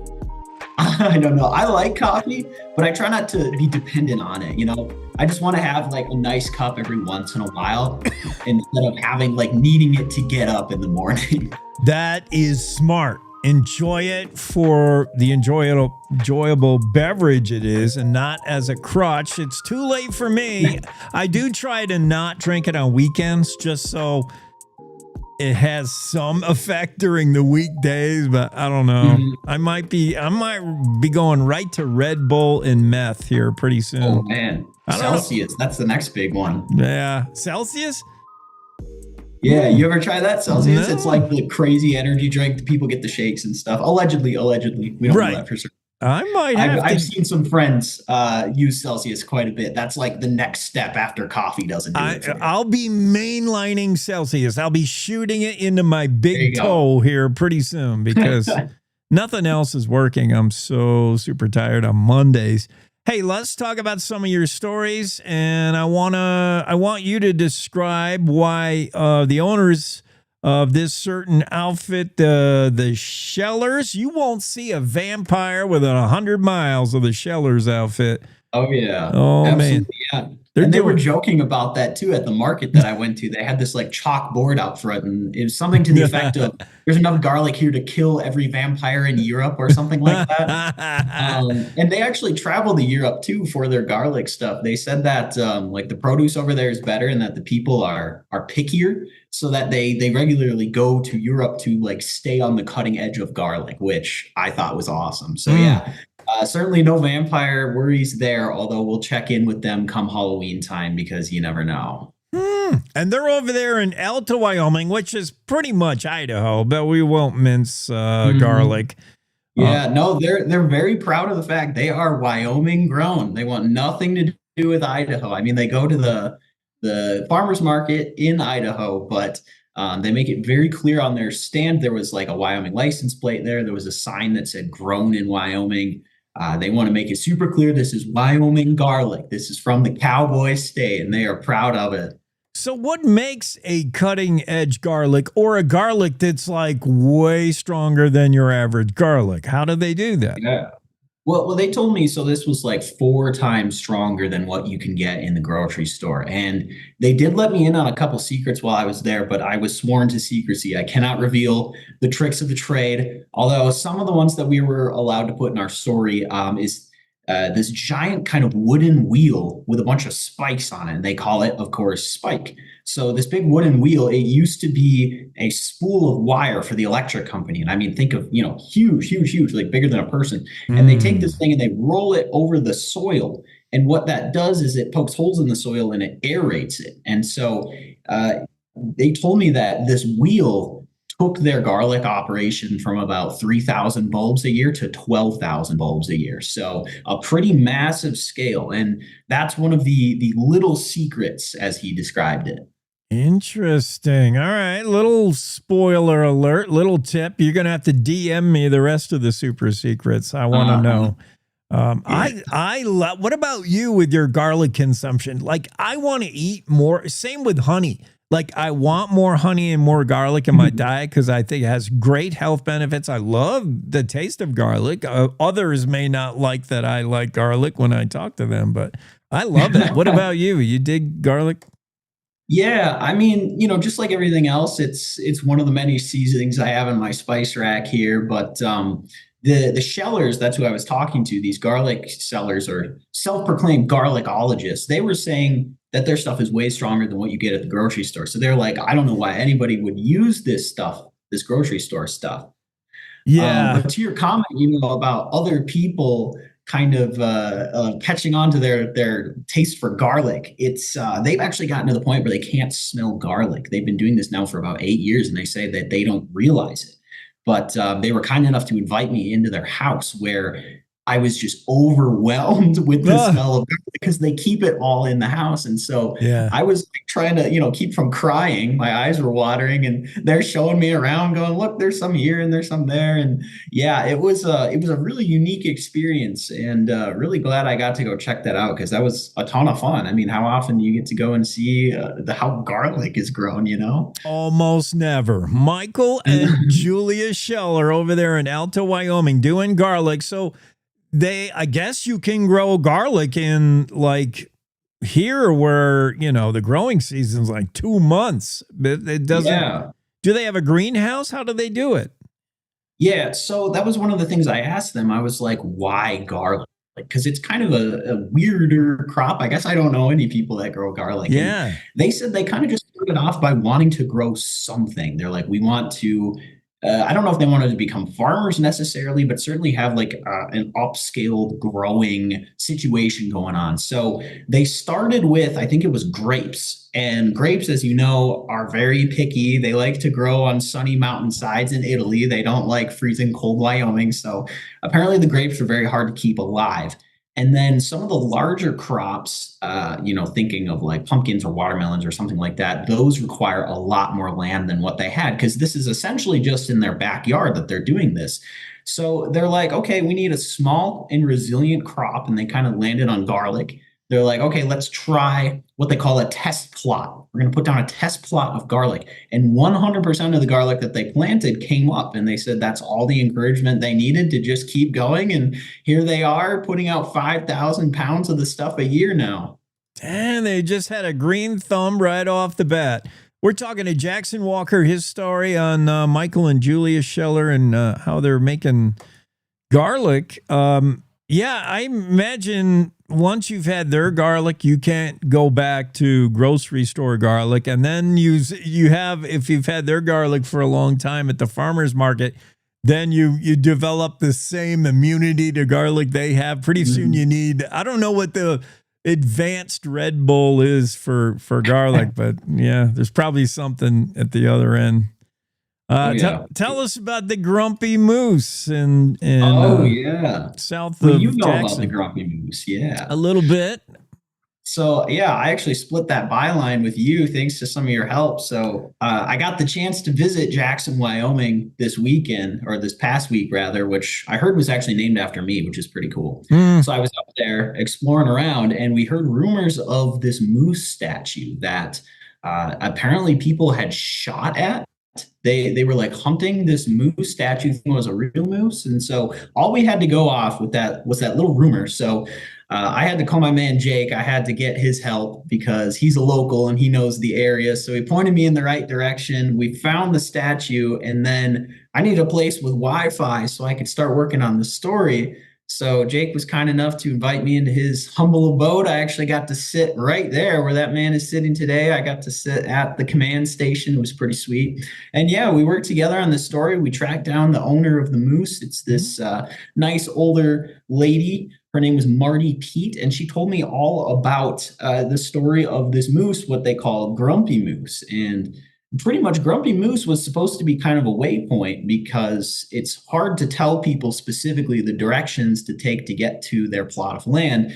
So instead of saying, drive 5.5 miles and then turn left, you can just say, drive down the road and look for the moose. And so the moose kind of became a local icon for that reason as more and more people began to recognize it. And eventually it actually got noticed internationally. There were people that would visit Jackson from other places in the world, and they would recall seeing this giant moose statue there. So I think it was kind of a fun story. It was really cool, and I appreciate all the help that you gave for that piece, because honestly, I don't think I would have been able to finish it without you.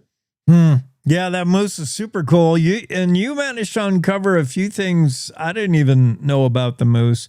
I had a couple of dogs. I used to live right there, so I would also use the moose. I'd say, yeah, if you're coming to visit, I'm on the end of Spoiled Horse Road. You got to turn in where the big moose is. Because everything I told them, I'm like, yeah, it's Highway 190. It was before you get to Stinking Springs, after Camp Creek, and still you had these confused looks on people's faces. And then you're like, there's the big moose. Oh, yeah, we know the big moose. Yeah. My dogs, when they first saw it, their hair went up and they I think one of them took a bite out of the leg. So it's also been bitten. It's been shot at. It's been tipped over. It's been bitten. This moose been through a lot, but it's still standing south of Holbeck. And plane crashes. You can't forget that. That's like the biggest one. Dude, I mean, to me, if you live down here, and the moose is not far from still where I am, if you live down here, old man Pete, a plane crash from him was like almost everyday business. You'd hear something in the, what was that? Oh, it was probably Pete. He crashed again. He always crashing that plane. Good. One more story, Jackson. We got to move along. What happened? We had a visit from U.S. Education Secretary Linda McMahon. She's hitting all 50 states, and her visit to Wyoming was in Jackson Old Classical Academy. Linda McMahon's doing something kind of strange. A federal person. She's doing like a farewell tour. She's like, everybody, this is your last chance to see me. My department's going away. It's so weird. Well, she actually pushed back against that because I asked, my specific word was dismantle. Why are you trying to do this tour when you are, advocating to dismantle the Department of Education? Obviously, McMahon has been very vocal in line with Donald Trump, saying that she wants states to have more control over their education compared to something federally. So she highlighted while I was there that states like Wyoming that have improved their test scores over time, that's all being done at the state level. She said she couldn't take any credit for that. And Governor Mark Gordon was also there on the visit, and I got to speak to him a little bit. And he told me that he was really excited to see what Wyoming could do with control over its education, because he was saying that these federal mandates for education are sort of a one-size-fits-all. And he was arguing that something that might work well in New York, for example, may not go over the same way here in Wyoming, just because of this very independent ethos that the people of Wyoming have. So it was certainly interesting to hear from both of them. It was really cool to meet them both. It was actually myself and one other reporter were there, so we got them all to ourselves, and it was a really cool little trip, and I was glad to get to meet them both. Yeah, a unique opportunity, and I'm sure Superintendent of Public Instruction Megan Degenfelder, as well as the governor, have been saying for a long time, no need for a U.S. federal Department of Education. States do it better. States do it closer to their students. Jackson, thanks for your reporting. Have a great Monday. Thank you, sir. Get a cup of coffee in you, won't you? Oh, I'll try. All right, buddy. Before I go in. It's time to take a look at what's happening around Wyoming. From the Cowboy State Daily Newsroom, I'm Wendy Kaur. Laramie County fire crews have cleared the scene of a spectacular incident that authorities are calling significant and dangerous, caused by a natural gas rupture west of Cheyenne. The large fire, which was sparked in the early hours of Sunday, was located near mile marker 350 on I-80. Cowboy State Daily's Jimmy Orr explains that the fireball could be seen for miles. There was a train carrying hazardous materials that was close to where that rupture was, and it was a spectacular fire. You could see it 60 miles away. They were able to stop the train before it got to that location and self-evacuate. Fire crews, hazmat teams came out and were able to extinguish the fire. A spokesperson for the Cheyenne Fire Department cautioned people that social media reports based on incomplete emergency scanner traffic were not reliable to tell just what happened. Crypto kiosks have been popping up across Wyoming and the country, but with this new form of currency also comes scams to the tune of hundreds of thousands of dollars in Wyoming alone. In fact, Cowboy State Daily's Renee Jean reports that AARP is getting involved to warn people about the potential of getting scammed. What's happening here is scam artists are seeing a new and better platform to push their victims to, because banks got wise, gift card shops got wise, and started warning their customers, hey, you're getting taken here. What the AARP is looking for here isn't necessarily a ban on kiosks so much as let's interject some of that delay that causes people to think and to get a little less emotional about whatever fake crisis this con artist has created. The FBI has estimated more than $9.3 billion was stolen nationwide in various types of cryptocurrency frauds in 2024 alone. A Rock Springs family and community are devastated as they struggle to comprehend the loss of a son, nephew, friend, fellow student, and athlete whose life ended way too early. Cowboy State Daily's Dale Killingbeck reports that Bridger Healy was an outgoing preteen who played football, loved his family, and leaves a strong legacy, even though his family had only moved to the area from Utah 3 years ago. He left a legacy in the community in that people remembered him, and he affected people's hearts. People that knew him, they just spoke of his kindness. The school principal talked about somebody that was known to be kind, and somebody that was helpful. And so you don't hear that a lot about 12-year-olds, but that was what was spoken about him. Bridger's aunt says her nephew was, quote, a friend to everyone. I'll be back with more news right after this. The Wyoming way of life. There's nothing like it. And no financial partner like your local cooperative credit union to help you live life the way you want to. We help you save for a brighter future, borrow for your dream home, start your small business. We've got your finances, and you've got plans. So go ahead, pitch a tent, head for the rodeo, reel in a big trout, fire up the smoker. Wyoming's credit unions are here to stay and here for you. An asphalt tank caught fire at the Sinclair oil refinery in Sinclair on Saturday, putting thick plumes of dramatic black smoke into the air that were seen for miles.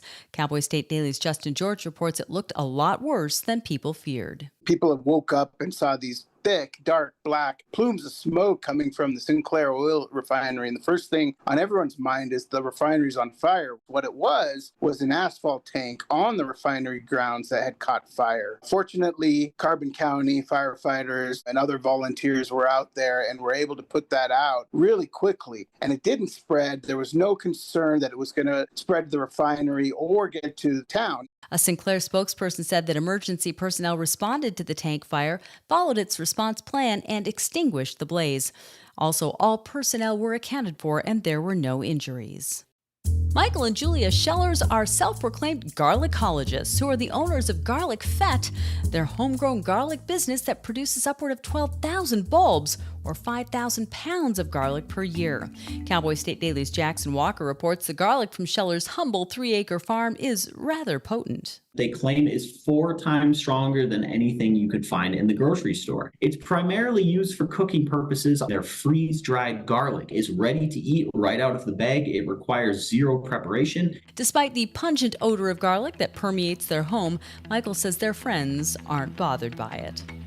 And that's today's news. Get your free digital subscription to Wyoming's only statewide newspaper by clicking on the daily newsletter button at cowboystatedaily.com. I'm Wendy Core for Cowboy State Daily.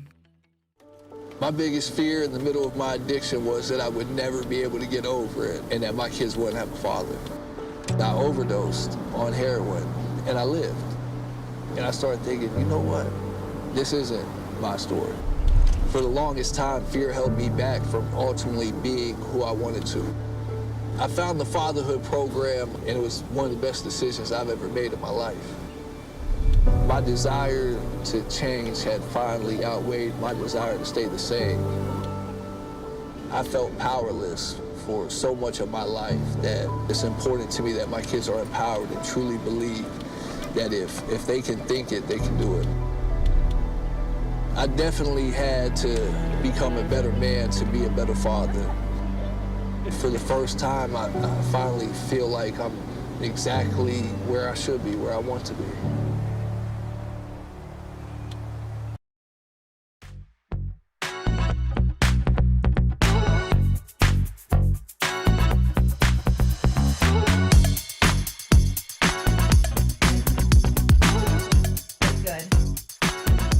Yeah, hey, it's D-Mad in the room. David Medicine joins us. He's got a few stories we have got to talk about. What's got your goat gate? That's pretty good. Goat gate. Goat gate. Yeah, I've seen this. Once in a while, animals are hired to do a job they would happily do for free. Border collies sometimes are hired to keep a runway at an airport clear of birds or whatever. And goats sometimes are hired to go chomp on stuff, eat weeds. And goats are like, thanks, I get paid for this. What happened, though, with Goatgate? A $58,000 contract for goats to eat creekside vegetation at Rock Springs. Uh-oh. Yeah, it's they've got a flooding issue there where Kilpecker and Bitter Creek come together in Rock Springs, and it's aggravated by really dense vegetation that catches debris and creates, more, I guess, blockage for the water. And so the idea is that you don't want to put chemicals in there to kill the vegetation. You can't get heavy equipment And so you send in the chomping goats, 150 of them. And so the mayor and most of the council is in favor of this. This is the second round. They did one back in May as well.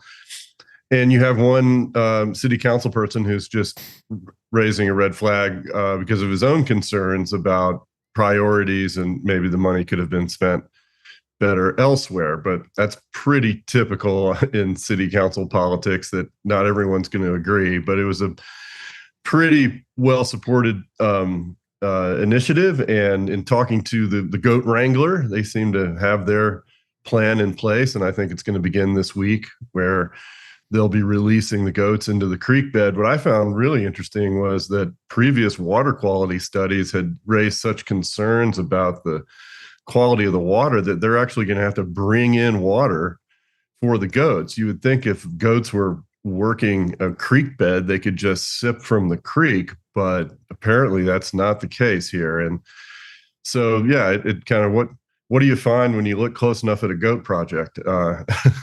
All kinds of stuff. Yeah. The other thing I learned was, this flooding problem in Rock Springs, it starts way outside of town. It's like these desert.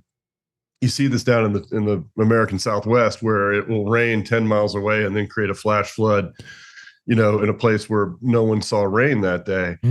Same kind of thing. It can rain really hard out in the red desert and then make its way into town. And what these goats are supposed to do is, when those flash floods do come through, that they've eaten through the vegetation, so the water just flows through and doesn't back up. So is this, I can't remember, David, Rock Springs City Council, is this the same city council that also had issue with the hiring of a special PIO for nuclear? Same thing. Here they go again. And I think the same council person raising concerns, Malonis, and so so that one. There's an ongoing concern about insider dealing in Rock Springs due to the fallout around the mayor's removal and him allegedly steering contracts toward his own company, city contracts. And so that's a story we covered a while ago.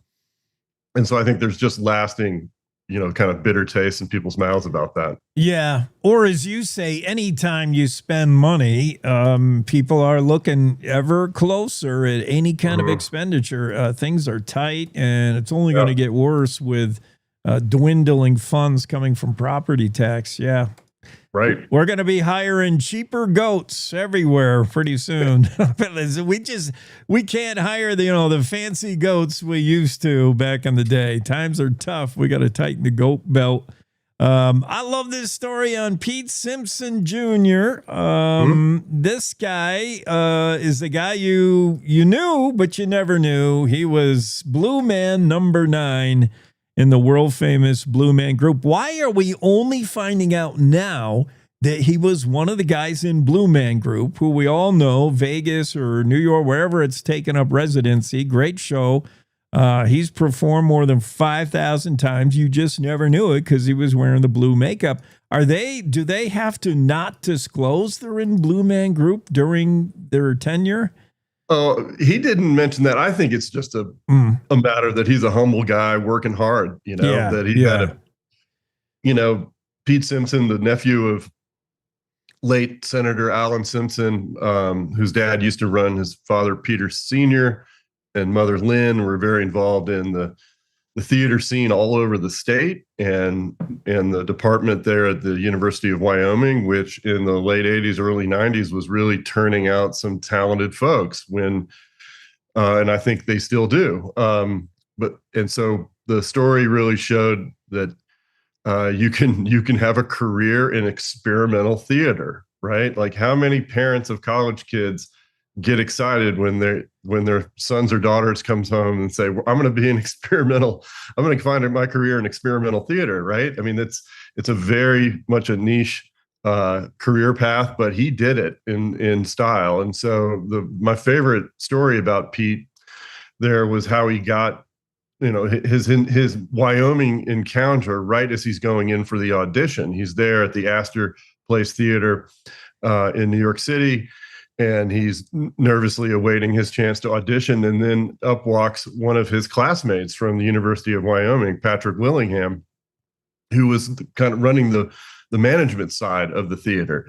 And so you had these two recent Wyoming grads right there at the beginning of the Blue Man Group explosion. If folks aren't familiar, it's a drumming, miming, visual explosion. I saw it in 1996. So I guess I saw him perform. I asked him about that. I said, were you there in 96? And he said, yes. And so I may have seen him, that performance, one of his 5,000. And it's thrilling. It's a really cool experience, so much so that they're still touring the world. And so yeah, I think you can still have your chance to see Blue Man Group. But anyway, Patrick Willingham was there, and I don't know if he helped Pete, but the two of them kind of grew up in the theater scene together. And Patrick went on to help produce the first performances of Hamilton, which of course has had a huge run. And so, we always like to celebrate Wyoming success stories out there in the world, and this was two that kind of came together. 17,800 shows in New York City. 5,000 of those were performed. Blue Man number 9, Pete Simpson Jr., part of the cast. What got him, as you say, this is not something you aspire to when you're younger, like I'm going into this kind of theater work. But when you think about it, it's a perfect match for a guy who was super quiet. He was kind of shy. The parents say, maybe this is the last person you'd ever think would be, an actor on a stage or performance. But maybe, yes, because you can remain anonymous. Pete Simpson Jr. said it's right in my wheelhouse because it's high energy performance and there's drumming. And he's got some drumming in the background. Yeah, he was in a band when he was in graduate school down in Denver, when he, honing his acting chops before he went to New York. And so, yeah, he brought the acting, he brought the drumming skills. He had two siblings that were older than him and more outgoing and got the bigger roles and looked to be more poised to, become professional actors. And it turns out they went a different career path, and Pete was the one that rose up and really made a career out of it.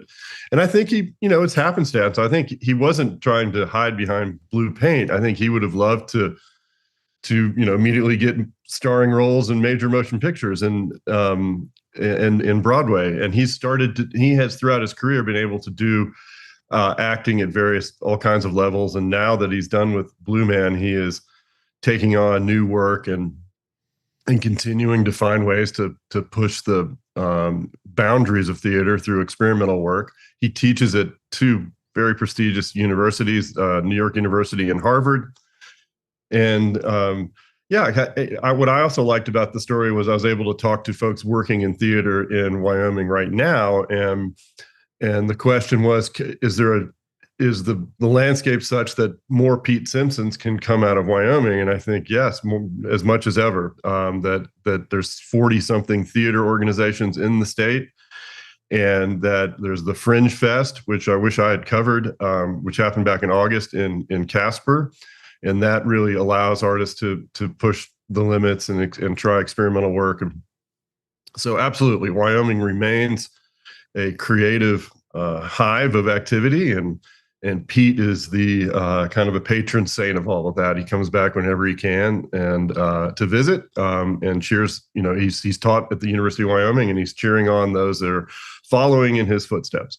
On behalf of our colleague Andrew Rossi, David and I will both encourage all our listeners to get out and support local theater. There's nothing like live theater, man.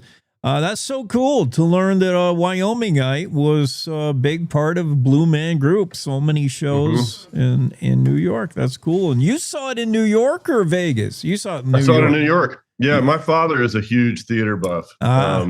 He was a physician, but he was kind of a frustrated musician. And so I grew up listening to show tunes and going to New York with him. Cool.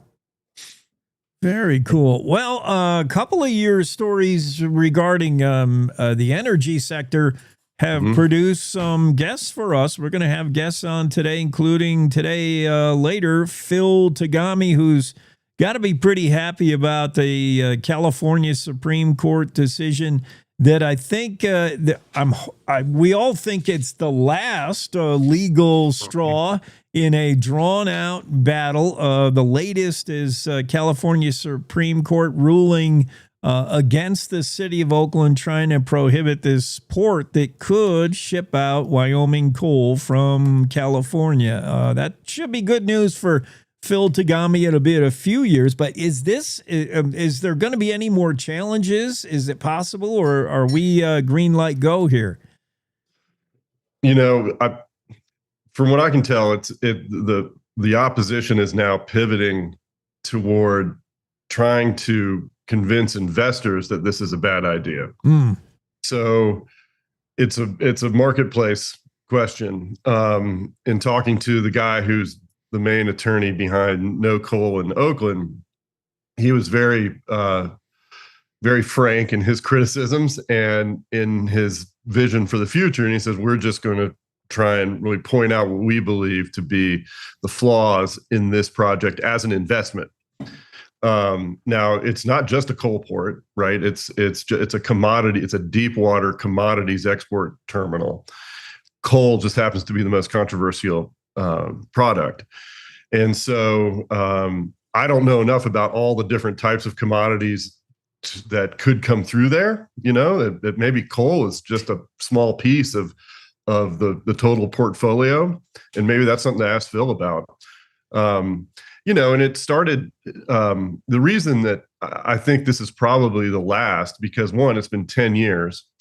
And two, the city lost at every step because they basically wanted a do-over. They initially they thought it was a great idea. This is a wonderful way to revitalize West Oakland. It's a way to reuse this property, this old Army base. And it was full steam ahead with city support, state support.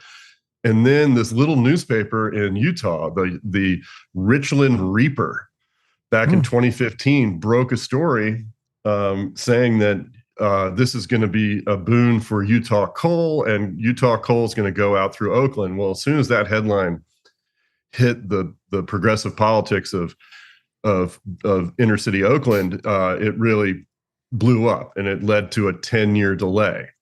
And so, Phil will have to fill you in on all the details, but I think that, if it's going to be stopped, it's something that it's unforeseen. It's either investors backing out or maybe the market doesn't demand it any longer. Who knows? And so, I'm waiting to hear from the state of Wyoming too. We haven't really gotten any comment from the governor's office on this, but I know they're watching it. And coal producers, I haven't heard directly from them either. And so something to keep in mind. But like I said, coal could end up being a really small piece of this overall project.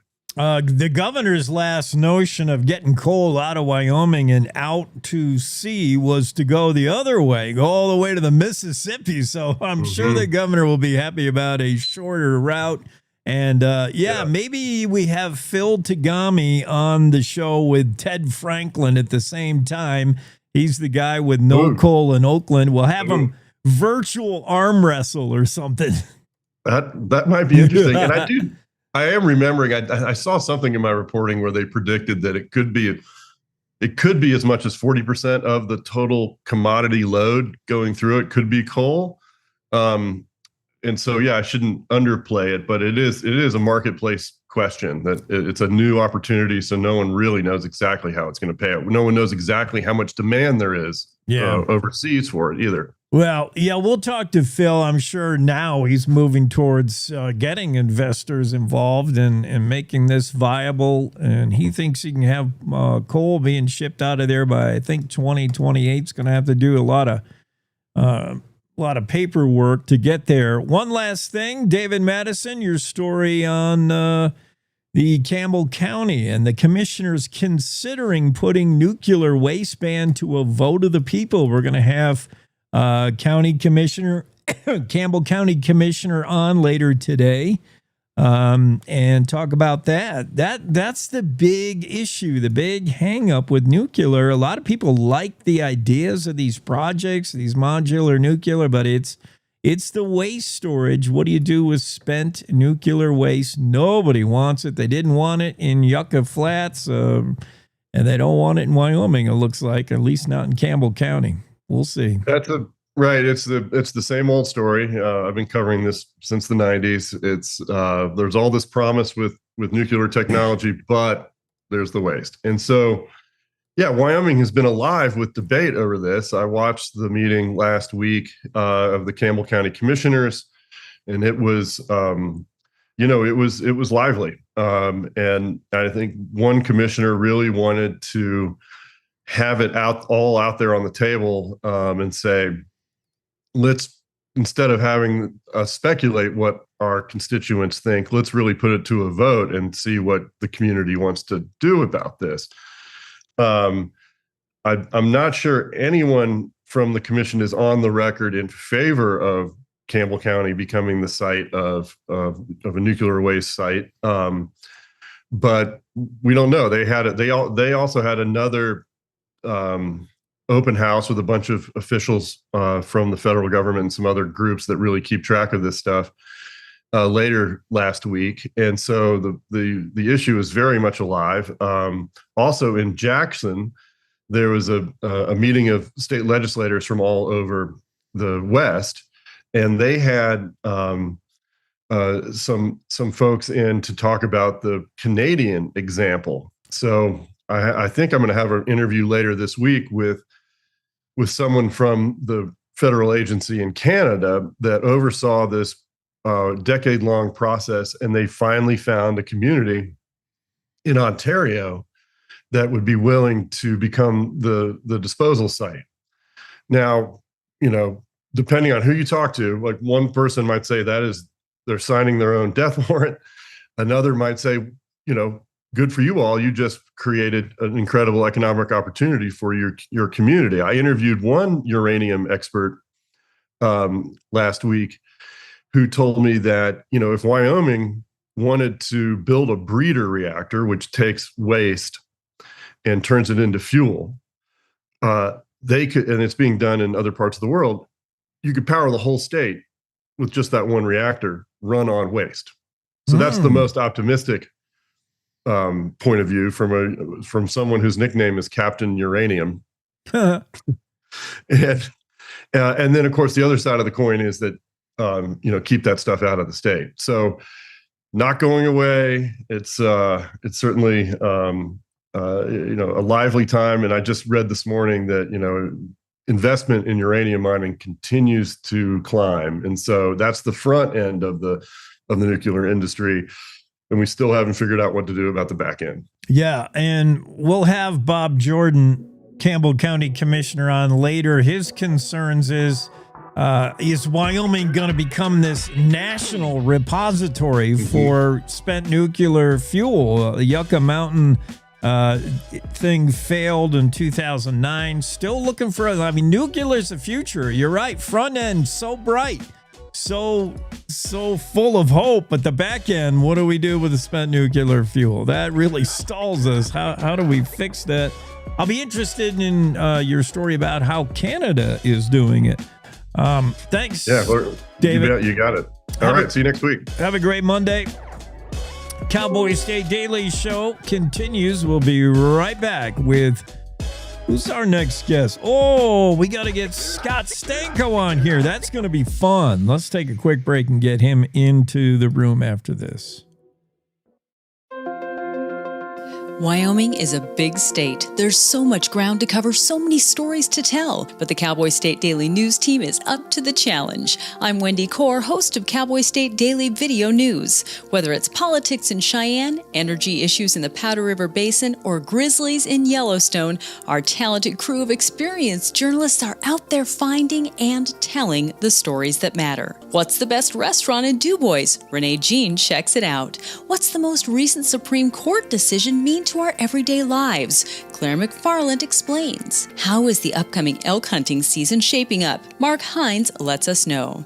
Every day, I talk to the reporters who are covering the topics, issues, and people that are important to Wyomingites, and in our daily newscast, I bring you those stories. Tune into the Cowboy State Daily video newscast every morning, only on CowboyStateDaily.com. This is the Cowboy State Daily Radio Network. Mom, I got it. What are you doing in there? I got stuck. Are you a dog? I wouldn't do that. Have you seen the pliers? Where'd you find those? It's not your birthday. Sorry. Bye, Grandpa. Bye, Grandpa. Take care of yourself. What are you doing? What are you looking for?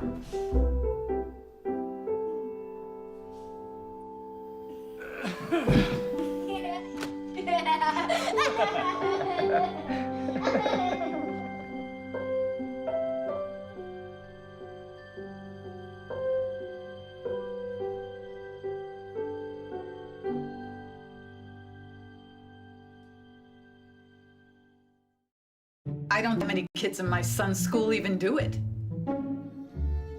He makes fun of his friend who vapes. He would never try it. She's into soccer. She's on the honor roll. She's just not the type.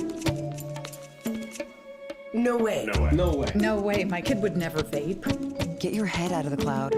Today, nearly 8,000 kids will start vaping, maybe even yours. Learn about the dangers at talkaboutvaping.org. Life's daily battles are not meant to be fought alone. We're not powerless, so long as we don't lose sight of what's important. Don't be afraid to seize that moment to talk to your friends. Cloud, you okay? Because checking in on a friend can create a safe space. The first step on our new journey. You coming? Reach out to a friend about their mental health. Seize the awkward. It's totally worth it.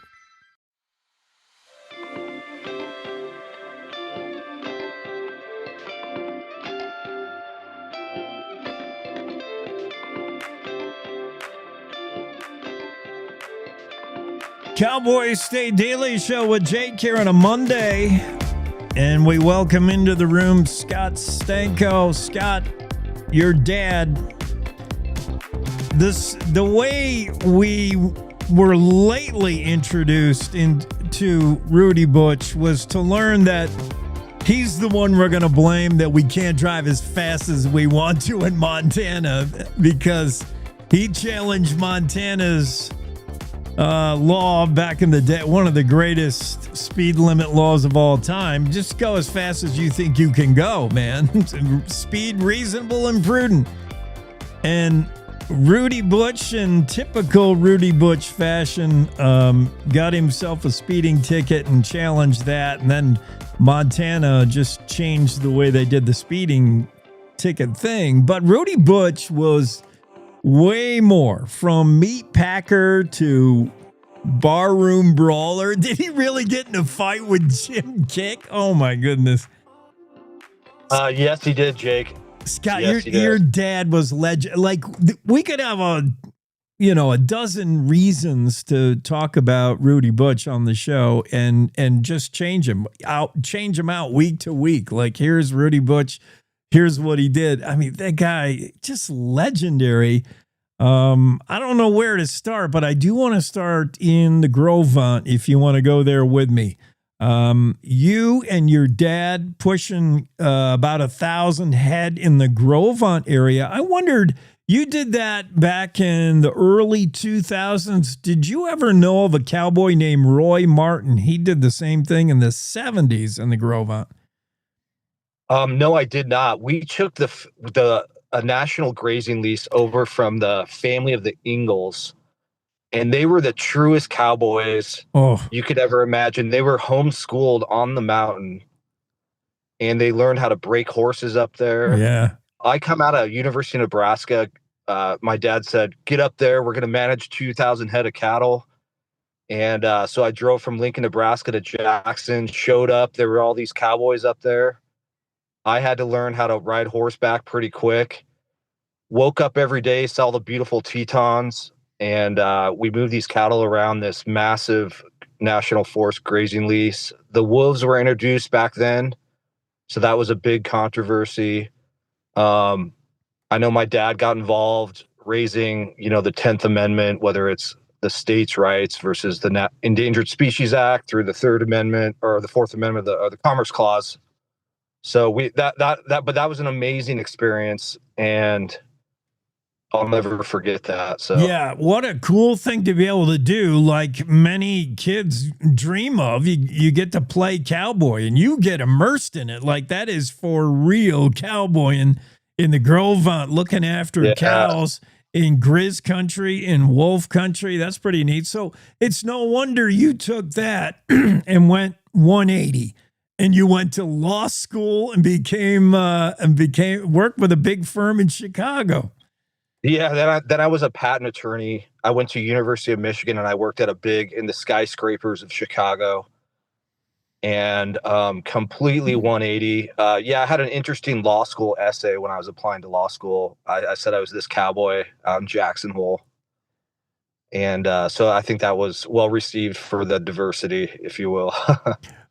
So tell me, we're talking about the story in the Cowboy State Daily from David Madison. You probably saw Rudy Butch Stano, the Wyoming Maverick, who ended Montana's no speed limit era. We'll tell you why Rudy Butch got there and what role he had in changing Montana and the way they do the speed limit thing. But first, I wanted to get a chance to ask you, the son, Scott, your earliest memory that your dad was different. Everybody says that. Everybody has ever said that. He's like, nah, he was an individual. He did things his way. He was a unique kind of guy. When did you ever get a sense that, like, my dad's not like anybody's dad?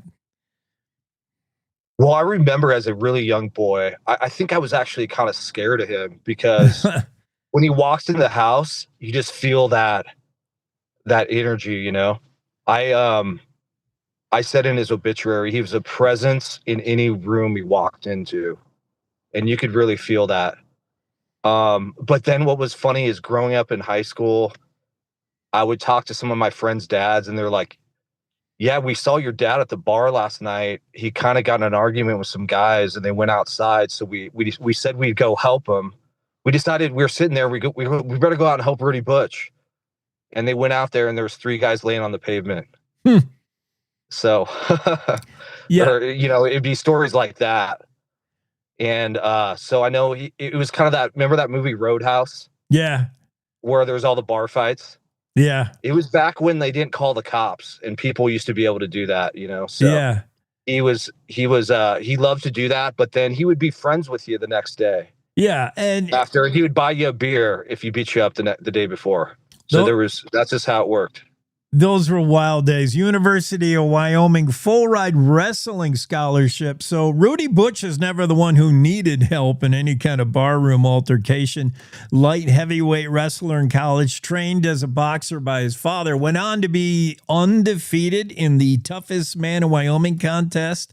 Rudy Butch could have handled himself. Yeah, I think part of his persona, he was a light heavyweight, so he would always have to, at 220, he'd have to wrestle these big guys, which was big back then.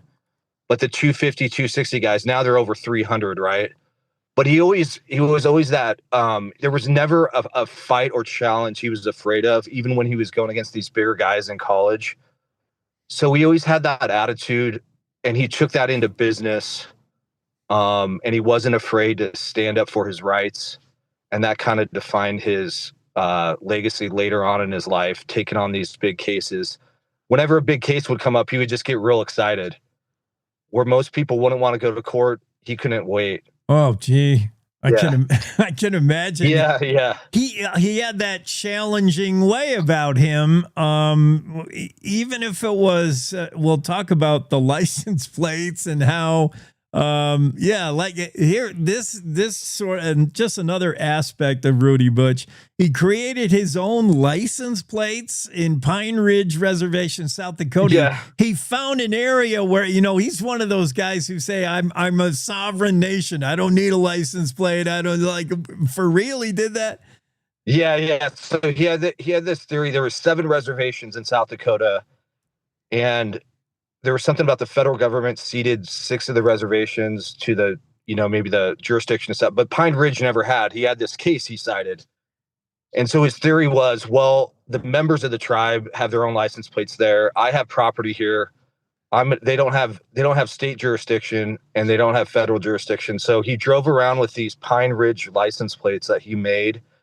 Of course, he got pulled over many times, but he was always enthusiastic about taking them to court and wherever they were. Yeah, he probably welcomed it. He's like, yeah, let's settle this once and for all. Let's go to court. And then what he would do is usually file so many complaints against the officers and the court systems that they would finally just drop everything.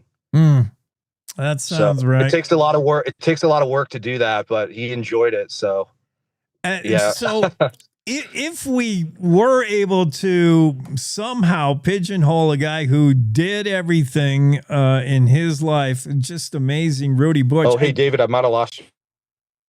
I still hear you. You still with me? I still got you, Scott. You're all right? Yep, I'm here. Okay. Could you repeat the question? Yeah. So if we're talking, by the way, to Scott Stanko, son of Rudy Butch Stano, the story you can read in the Cowboy State Daily.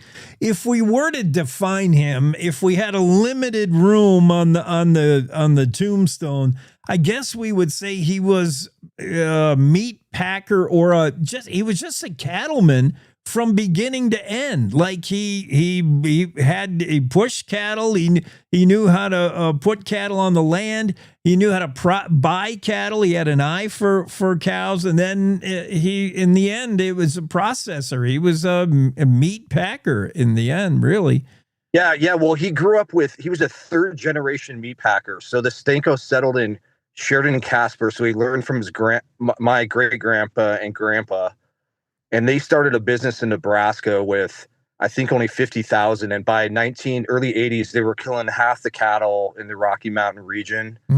And he rented that plant from the Montforts down there that are now in the Rockies. But he was, so he grew up tough because the meatpacking business is a tough business. All the people you got to manage, you're dealing with bloods and guts. Yeah. He had 500 employees at one point. And so he was born in, tough grit, and he always had that work ethic his whole life. So I would say he was an entrepreneur with a tenacity.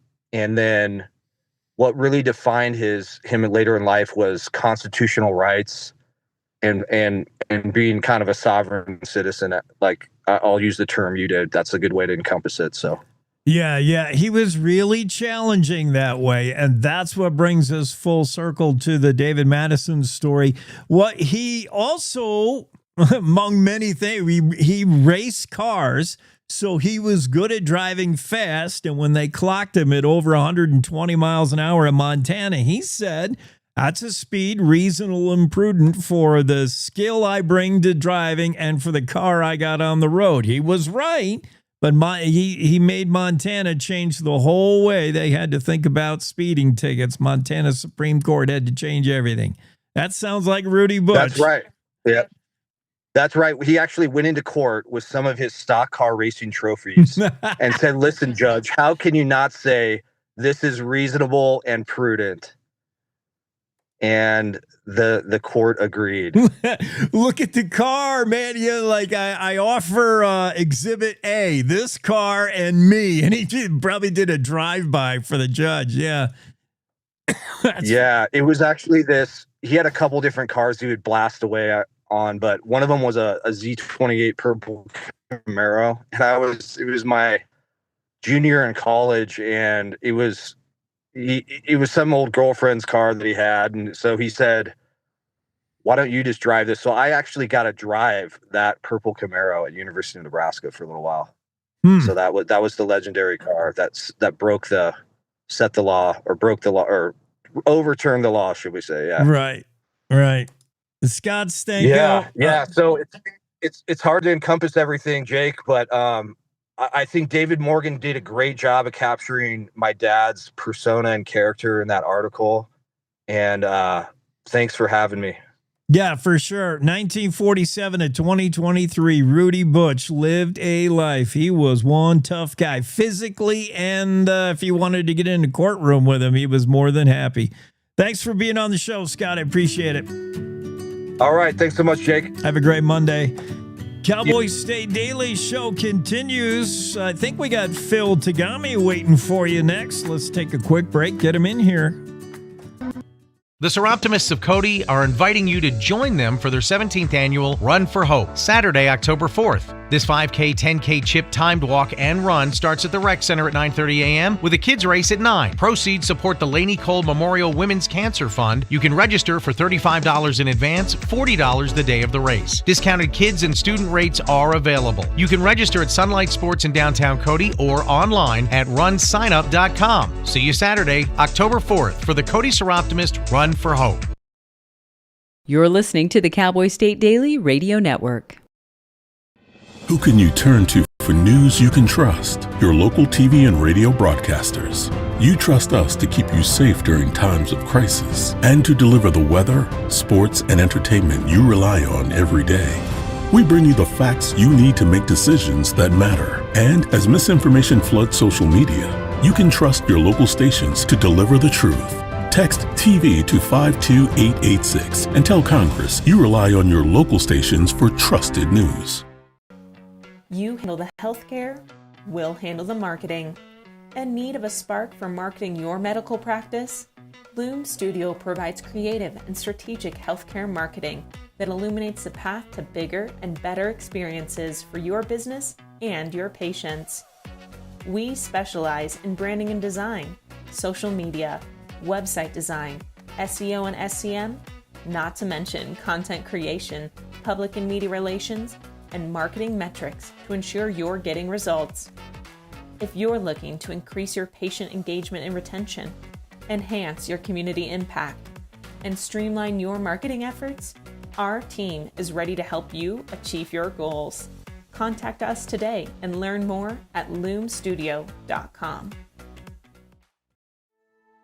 We come from a long line of farmers, and there's a sense of pride, but there's also a significant amount of pressure. Farmers have to take care of their physical and their mental health, because what's a farm without a farmer? Watching the sun come up, that's my time. I can have a cup of coffee, and every day is a new opportunity. That's cool. Your hand's gotten so Yay! Don't forget to check in on yourself. Love your mind.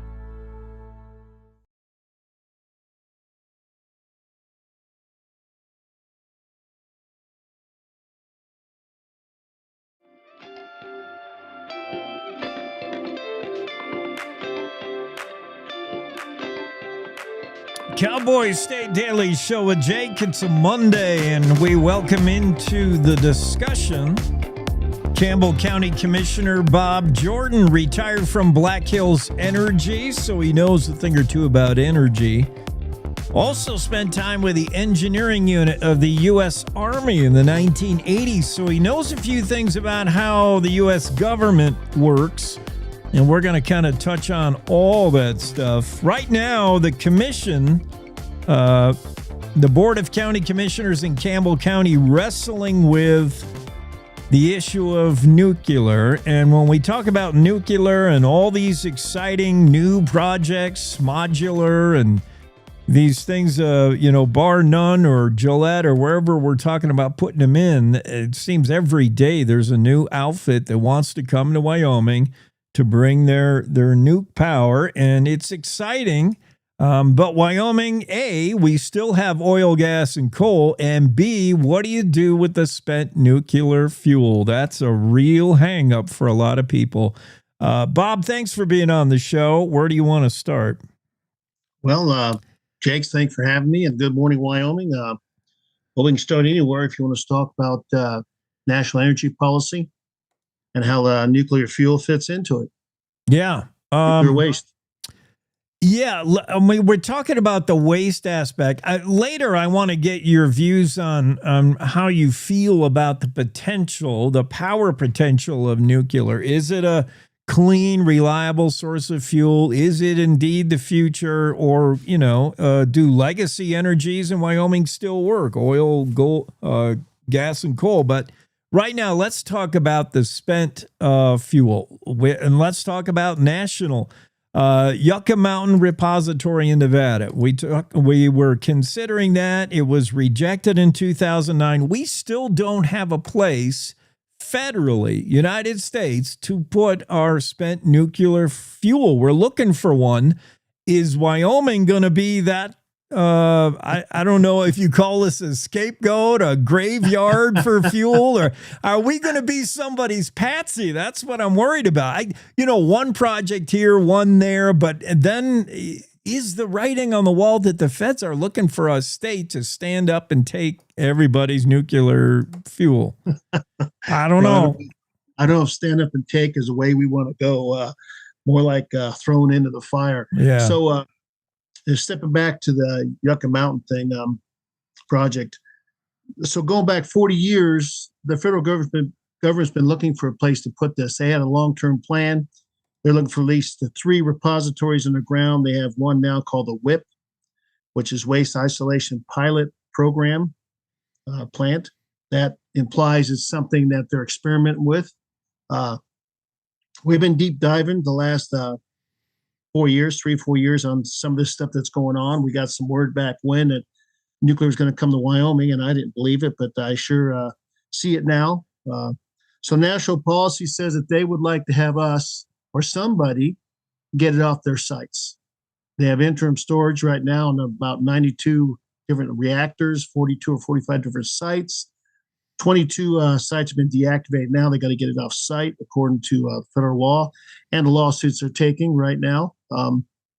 They want a consolidated storage where they could put it temporarily to get it the heck away. Their mind is put it on one location, so it's easier for us to manage and less costly, less danger. They say it's safe, but what they've really done to read their papers, it says they've mitigated the risk. They've lowered the risk. So that means they've done some things to take some of the heat and the danger off. But they would like to have 10 consolidated storage sites in the United States. We keep seeing things pointing towards the west. And we say that because they're consolidated, or their consent-based agenda, which started in 2012. That's an entirely different critter all of its own. And they'd like to have 3 repositories at least, underground geological. Perhaps deep bore would be one of them at the very least. There's a lot of material out there, and they would like to, as national policy, to deal with it after 40 years of playing around and promises made, and probably close to 45 years. Promises made, lawsuits, money being spent. There's not a lot of money out there, and they're doing their research on casks. We put together a team a little bit over 2 years ago before I became a commissioner to look into this type of stuff. We've been doing deep dives on budgets, designs, locations, their meetings, about everything you can dig into. Myself and now, of course, Jerry Means has jumped in on this. He's been doing some great research with his family, and they're all sharp people, and they just kept on digging. Yeah. Well, you and Jerry Means are the brains of the operation over there at Campbell County Commissioners. Not that there isn't others, but you two, especially you, Bob, bring, I don't know if anybody is as read up and informed on this issue as the rest of your commissioners. The concern of most people who don't have the knowledge you do is a fear of, what if something goes wrong? Why does Wyoming have to be the place we store spent nuclear fuel? This stuff lasts for, the radiation lasts for generations, and one mistake is all it's going to take. But you bring certainly the knowledge. Where do you feel the commission's going to go? I heard about a vote to the public. Would you ever consider that? Well, because the commission is going to go, it's divided. We've got different personalities on the board. We all think things different on how our priorities are. It's different generations and how we look at things. Those of us been around this seen it for over 40 years. I mean, I was also, in addition to working with Black Hills Energy, I was outside consultant for an energy groups, and also used to run my own oil company, stuff like that. So you kind of get some background. So they don't have the background we have, and they particularly don't do a lot of the reading or research, because then when you do investments, you have to be definitely in tune, or you might put somebody's money somewhere that shouldn't be there. So it is challenging to work with people, individuals at any level who really haven't done a lot of read, and in all fairness, this is not their forte. Yeah. So, at the very least, without a knowledge of without a fission degree or nuclear understanding, you have to wonder why, companies like Radiant, BWXT, Black Mesa, everybody wants to come stand up a shop here in Wyoming. Why is that? That triggers a red flag for me. Money, there's so much money to be made. They all want to come to Wyoming. They say it's because we do energy really well.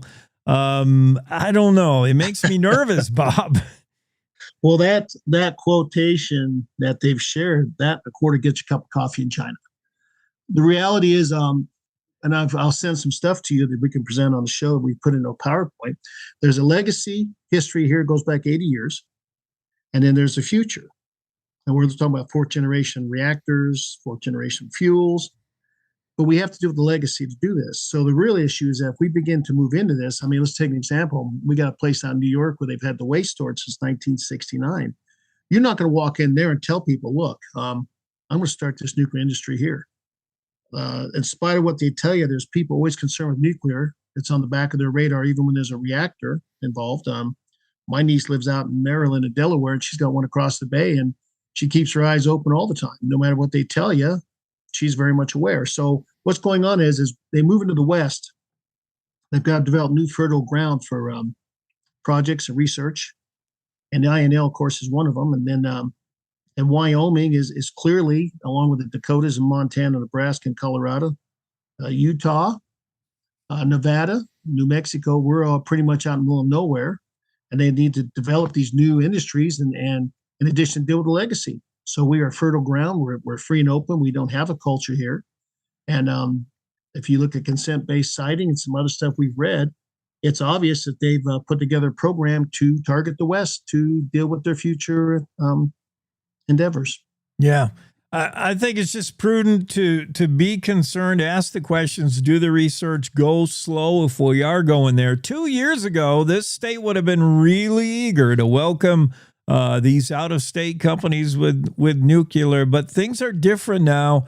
Coal is back. Talk about that. The legacy energies in Wyoming, oil, coal, gas. We're talking about a comeback here for Campbell County. That's all good news. It is good news, and what it's going to take is, this is a fascinating industry. It's going to take capital. It's going to take some regulation changes in the federal government. It's going to take an entire change of where we've been going the last 35 years. The grids are short 35 to 45,000 megawatts. That's base load. Back in 1992, there's about 110% capacity for base load, so we had more than enough load. That means when you turn the lights on, somewhere was doing their job. To put that in perspective, Campbell County produces about 1,100 megawatts. So we need about 45 Campbell counties to catch up on base load. So that's a struggle. We've got a lot of things going on in the industry, and they're constantly scheduling and managing load based on their wind and their solar and their gas turbines. That's an issue, and we're right up against a breaking point. And in addition to the coal, it's going to take. We need to base load these units. We can't keep swinging them 30-40% in 3-4 minutes. They're not designed that way. They're designed to, if they got to ramp up and down to a third of the load, say 100 megawatts goes to 70 megawatts, scrubber's got to follow, your turbine's got to follow, your boiler's got to follow. Well, generally we would do that in 15 to 25 minutes. They're able to swing these boilers 3 to 5 minutes, 8 minutes. That's hard on machinery. You're seeing machinery starting to break down, turbines and boilers all over the industry of the last power plants left trying to maintain this swing. And they need to base load these units. That'll help coal. In addition, we need to begin to build out more coal. I was on some of the front end of the most advanced technology. We're able to move some of the CO2 off by overburning in our boilers, in our burners. And we have scrubbers in the back end for CO2, or not for CO2, for NOx and for sulfur and for particulate. They're very clean as they can be for a 200-year-old technology. I hope Campbell County picks up. We were at 490 million tons in 2015 before Obama and his administration cut us back. We're at 210 million tons a couple years back. We're down to 158 last year. We're back to roughly early 1990s production, and we really need to get our production up nationwide, and particularly Campbell County. We need to build power plants. Bob Jordan, member of the Board of Commissioners for Campbell County. One last thing, Bob, we're up against time, and this is a little off topic from nuclear, but you're kind of touching on it there as an ex-Black Hills Energy guy. What about all these data centers in Wyoming? They're power hungry. Can we keep up? Well, even if you bring nukes online, you don't have enough. We're going to be challenged. Yeah. Let's hope all the wind blows way hard. Let's hope they base load the units and bring those back. Get them back at full load, and let's. We're tight. The grid's tight. Everybody knows it's tight, and that's pretty much the way it is. One last thing, maybe you tell me the secret of how you get such great tomatoes out of High Plains grower. Is that you and Rita? Like, give me this. I saw your tomato haul. I cannot get even one tomato to get going, man. I don't know how you do it. My retirement when I left Black Hills Energy was to develop small-scale agriculture, and we developed it, and we put together a marketing plan, and we've tripled our production. The last 15 years, we're writing a book about actually how to grow in the High Plains. We actually grow in the winter with no heat in unheated greenhouses. Get out. Yeah. Well, you can find High Plains Grower product at a farmer's market near you. Find them on the Facebook as well. That's Bob Jordan, Campbell County Commissioner. Bob, thank you for asking the hard questions and for bringing an informed opinion to the board. It's a big discussion in Campbell County. Well, Jake, let's do this again, okay? Let's deep dive in some of this stuff and some of the things we found. I'm good to go whenever you're ready, okay? I like it. I like it a lot. Let's do that. I like your hat, Jake. Thank you. Have a great Monday. You too. Thanks, Jake. Bob Jordan, Campbell County Commissioners, they're wrestling with the tough topics of nuclear and what do you do with the spent fuel? Big question. What do you do? Cowboy State Daily Show continues after top of the hour news now. It's time to take a look at what's happening around Wyoming. From the Cowboy State Daily Newsroom, I'm Wendy Core. Laramie County fire crews have cleared the scene of a spectacular incident that authorities are calling significant and dangerous, caused by a natural gas rupture west of Cheyenne in the early hours of Sunday. Cowboy State Daily's Jimmy Orr explains that the fireball could be seen for miles. In the middle of the night, there was a natural gas pipeline rupture, and there was a train carrying hazardous materials that was close to where that rupture was, and it was a spectacular fire. You could see it 60 miles away. They were able to stop the train before it got to that location and self-evacuate. Fire crews, hazmat teams came out and were able to extinguish the fire. Fortunately, there were no injuries reported. What caused the explosion is unknown, and the case has been turned over to Union Pacific Railroad investigators. An asphalt tank caught fire at the Sinclair oil refinery in Sinclair on Saturday, putting thick plumes of dramatic black smoke into the air that were seen for miles. Cowboy State Daily's Justin George reports it looked a lot worse than people feared. People have woke up and saw these thick, dark, black plumes of smoke coming from the Sinclair oil refinery. And the first thing on everyone's mind is the refinery's on fire. What it was an asphalt tank on the refinery grounds that had caught fire. Fortunately, Carbon County firefighters and other volunteers were out there and were able to put that out really quickly. And it didn't spread. There was no concern that it was going to spread to the refinery or get to town. A Sinclair spokesperson said that emergency personnel responded to the tank fire, followed its response plan, and extinguished the blaze. Also, all personnel were accounted for and there were no injuries. Florida's first black bear hunt since 2015 is set to open in December, and activists are buying up bear tags in hopes of saving the Bruins. Cowboy State Daily's Mark Hines reports that anti-hunting groups are encouraging people to enter the lottery-style drawing for 187 bear tags in Florida. The Sierra Club of Florida launched its Bag a Tag, Save a Bear campaign this month, urging supporters to buy up all the tags. They purchase the hunting tags, and so that hunters who are intent on killing the bears can't get them. That's their way of saving the bears. I happen to know someone who's an avid hunter who lives in Wyoming who was a federal wildlife agent in Florida, and he's seen this firsthand. He said it wasn't very effective. It didn't make much difference either way. The tags cost $100 for residents and $300 for non-residents. I'll be back with more news right after this. The Wyoming way of life. There's nothing like it. And no financial partner like your local cooperative credit union to help you live life the way you want to. We help you save for a brighter future, borrow for your dream home, start your small business. We've got your finances, and you've got plans, so go ahead, pitch a tent, head for the rodeo, reel in a big trout, fire up the smoker.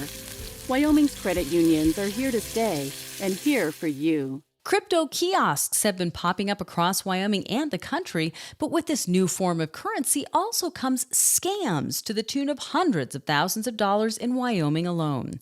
In fact, Cowboy State Daily's Renee Jean reports that AARP is getting involved to warn people about the potential of getting scammed. Scam artists are seeing a new and better platform to push their victims to. What the AARP is looking for here isn't necessarily a ban on kiosks so much as let's interject some of that delay that causes people to think and to get a little less emotional about whatever fake crisis this con artist has created.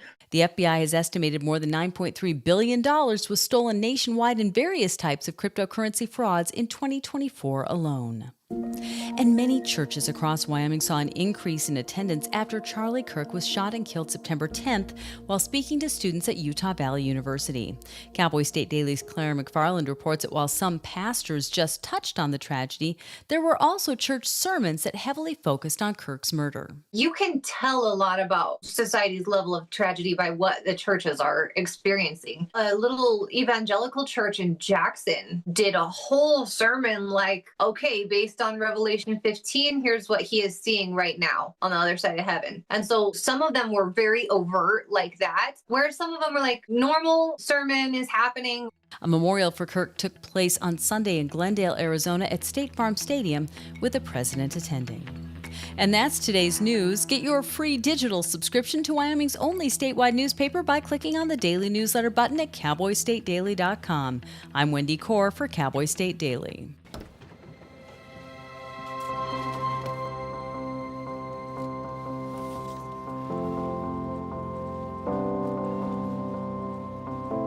The impact of a meal goes well beyond feeding our bodies.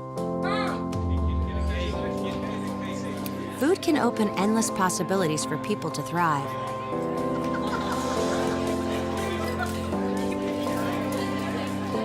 Because when people are fed, futures are nourished.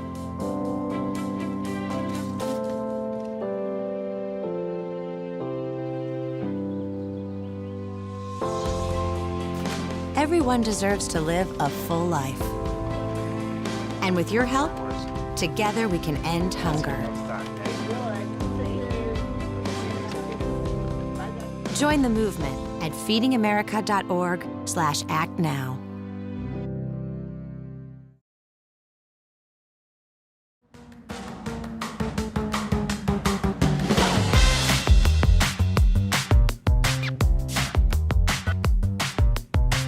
Dale, it's a Monday. We got to stop meeting like this Monday mornings. And Mondays are, our Mondays are, Jake. I mean, but you always lift me up, Jake, so I'm glad we're on Monday morning. Okay, me too. You're my pep up because you're in the last hour of the Monday show, and right about now, the coffee has stopped working, and I am on fumes. And then I get Dale killing back, and I'm like, okay, I can do this. As long as we stay away from an ATM, a Bitcoin kiosk, stay away from those things. Don't worry about that. Yeah. No problem. I want to talk to the only female I know, not that it's a gender thing. I think we all learned back in Genesis in the Bible to fear snakes or not like snakes, but herpetologist Charlotte Snowberger, she's all about snakes. She's all about snakes. She gave a presentation last week on all the snakes that are in Wyoming. There are apparently 14 species and subspecies of those snakes. And we know there's 2 venomous ones, but there's some really kind of rare, cool snakes. The one that I was fascinated with was the rubber boa that I guess it's in your area, Jake. Have you ever seen one? Yes. I think I haven't read into enough, so let's see if I'm right. I think they like water. I think I've seen them around the river, around waters. They swim really good. Yeah, she said that all the snakes in Wyoming swim really good. And so, yeah, and they are by the river. That's what she was talking about. They're big, too. They're like pretty big, scary big. Well, she said they're only like 2 feet long. That's big. But she said they look like a fake snake. She thought that, when she sees them, it just looks like some kid, threw a snake out there or something. And when you see photos of them, they look like, is this a real snake? Because they got these stubby heads and stubby tails, you know?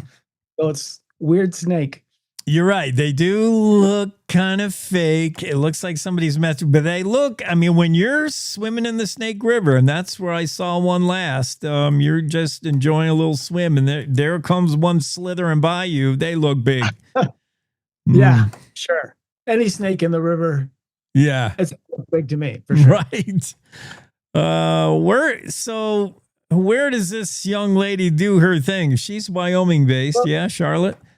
Yeah, she teaches right now at Casper College, but she was, with Game and Fish in Wyoming for 8 years. And so she did a lot of this research around the state with them. And some of the photos she shared came from that. But, she found these plain garter snakes over by Cokeville or someplace. There was some place where she found, where they hibernate over the winter. And so there was this cool picture of her holding up a handful of garter snakes. But some other rare snakes, this cool red-bellied snake that's over on the east side of the snake state. And there was a herpetologist, like an amateur herpetologist there that I talked with. And his take is that he says some of these snakes that they think are rare in Wyoming is just because we just don't see them. They're hiding under rocks and people don't go out in the middle of places and pull up rocks to try and find them. Yeah, and where I am, I'm at 6,500 feet. We're not in rattlesnake country. You got to be down, probably more like 4,000 or 5,000 to see those. But yeah, I don't see too many snakes. Every once in a while, those garter snakes. But what would Charlotte say is her recommended shovel for cutting the head off when you see one? I don't think she would recommend it at all. I think she'd recommend picking up, but don't pick it up by the head because they get angry when you pick them up by the head. She said, pick them up by the tail, because if somebody's going to kill them, they're going to go for the head. Except for venomous snakes, you don't touch them at all. But unless you have a tube and you have one of these sticks, and you have to be trained to do that, she said. Yeah, I just don't like messing with it. I seen the guys they have the stick, and they'll pin the snake down behind the head and then they'll go pick it up. But I'm the less involvement with snakes I have, the better. We'll leave that to Charlotte. Okay. Okay, so let's go to this sad story. The 12-year-old Rock Springs kid. I don't know if there's a stereotype, if we can profile a potential suicide person, but if you can, middle-aged male going through a life crisis maybe, but a 12-year-old kid who, by all accounts, his family, everybody knew him. This kid from Rock Springs recently moved from Utah, was like an outgoing. It seemed to be no red flags that there was any trouble in this young kid's life. Like, I just don't get it. Yeah, and I think that's the huge struggle. You know, a 12-year-old full of life, likes to play football, loves his family, is the big brother in the family over his siblings, and then has a thought or something, and takes his own life. It's just one of those stories that you don't want to hear about, but it really affected the Rock Springs community, affected the schools, affected the community football league that he played in, and also his 7th grade football team. Yeah. I appreciate Sweetwater County School District Superintendent Joseph Libby. At least so many times, a school district will just disavow any knowledge of anything. Nobody talks to reporters, and these things are swept under the rug. But he did issue a statement online about the passing of this 12-year-old Bridger Healy. Maybe if anything, it's just another reminder that just always if you have friends, family, whatever, be involved in their life to the risk of invasive. Be involved in their life. Ask questions. It can never hurt. Right. Yeah, and his aunt told me, the main thing is to be kind to people. You never know what somebody's going through in their day. And she said they didn't know, what triggered this, but kindness is always a way, to help someone. Yeah. For sure. Another story of yours, Dale. I saw a lot of Facebooks. By the way, on the snake story, did you see somebody wanted to know what kind of blue snake their cat brought in? Well, if it's a blue snake, it might be a dead green snake. Maybe because they turn blue after they're dead. That could be. She said a cat brought in a snake into her house and it turned blue. So maybe that was actual death by feline. Yeah, could be. This story, it really disturbed me that I couldn't form an opinion, because I can form opinions on anything, Dale. But I read a lot of Facebook feedback on this. This story received a lot of engagement. We live in this world now where Wyoming and President Trump and, we're all anti-DEI and we're on the lookout for anything LGBTQ. And then here comes a legislator and a parent sound the alarm over a cross-dressing janitor at Casper Elementary. Part of me fears that, careful about getting on a witch hunt. We had Sissy Goodwin, remember the most famous cross-dresser in the Cowboy state. And he was welcomed, cherished, for his idiosyncrasies. There were other aspects, though. It wasn't just dressing in women's clothing for this janitor. It was also other behavior. So I don't know. It's kind of cringe, but it's kind of like I'm afraid of being too critical of what people wear. Yeah, well, I guess, one of the concerns of parents is that when they came back to school, they knew him.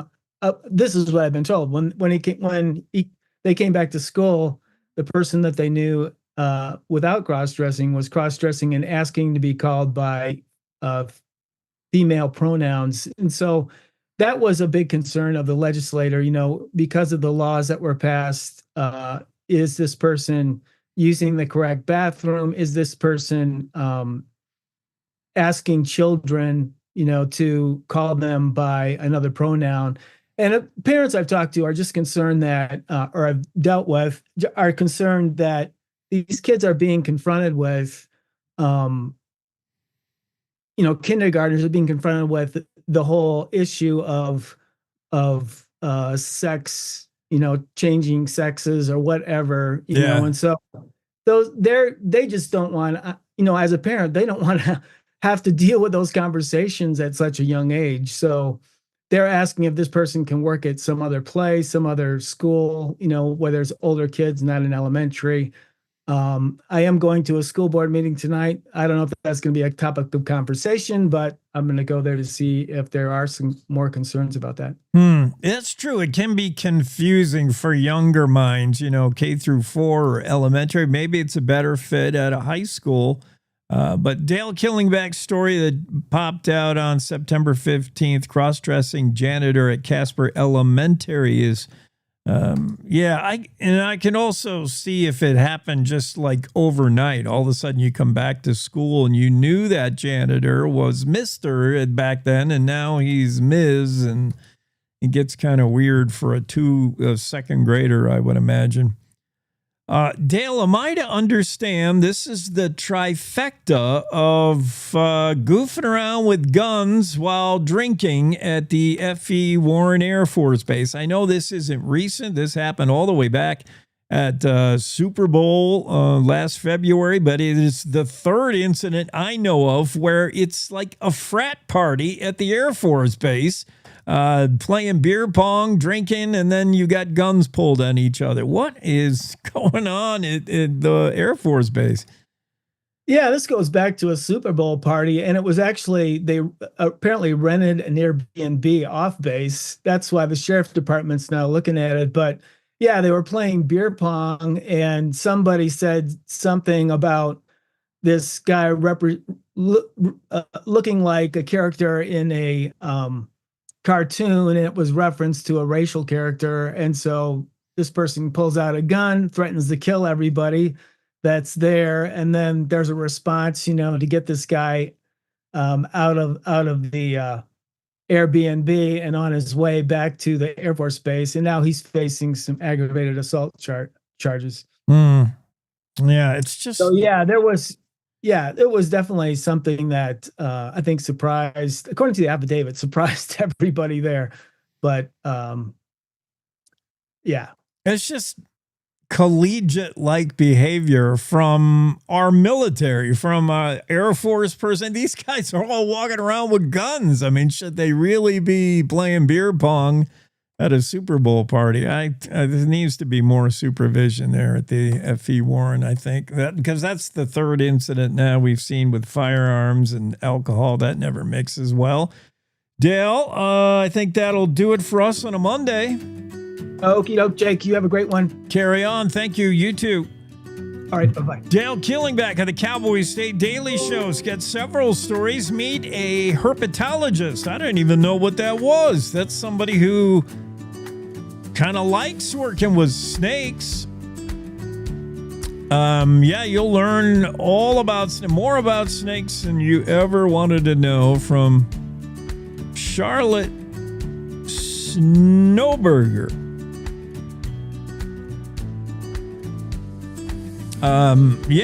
Fascinating story. She just held a little to-do at Werner Wildlife Museum in Casper the past week. She's a Casper College biology instructor, former Game and Fish. Charlotte is all about snakes. Rock Springs community devastated by the loss of a 12-year-old. I don't think anybody could have seen this coming. Bridger Healy, outgoing kid. And it just makes no sense. Legislator and a parent sound the alarm over a cross-dressing janitor at Casper Elementary. Dale Killingback with that story. And the Air Force 22-year-old F.E. Warren Air Force Base member faces felony charges after pulling a pistol, sticking it in the stomach of a fellow beer pong player, and exclaiming, he said, I'll kill you all. I'll kill all y'all. Do we really want that kind of thin-skinned behavior from our Air Force? I don't know. Cowboy State Daily Show continues after this quick break. We'll be right back. To the Teton Range, Cheyenne to Sheridan, Rawlins to Ralston, Cowboy State Daily Morning Show covers the state like no other radio show or podcast. We love Lovell. We're eager to share the stories of Story Will Crow About Crowheart and Yodel Over Yoder. Whether you make your home in Sweetwater, Chugwater, Powder River, or Green River, the Cowboy State Daily Morning Show will make you feel right at home. Jeffrey City, Atlantic City, we see you. Little America, Big Piney, you're on our radar. Howdy, Wapiti, Meeteetse, Shoshone, Ten Sleep, good morning. Welcome, Torrington, Riverton, Wheatland, Lust, Lingle, Lander, Timber, Casey, Kerwin, Moorcroft, Mountain View, Moose, Fort Bridger, Fort Laramie, Fort Washington, Hannah, Hudson, Hewlett, Dayton, Daniel, and DuBois. We are east of Weston, west of Midwest, north of Newcastle, and south of Sundance. Border to border, we love Wyoming and every one of its communities, bar none.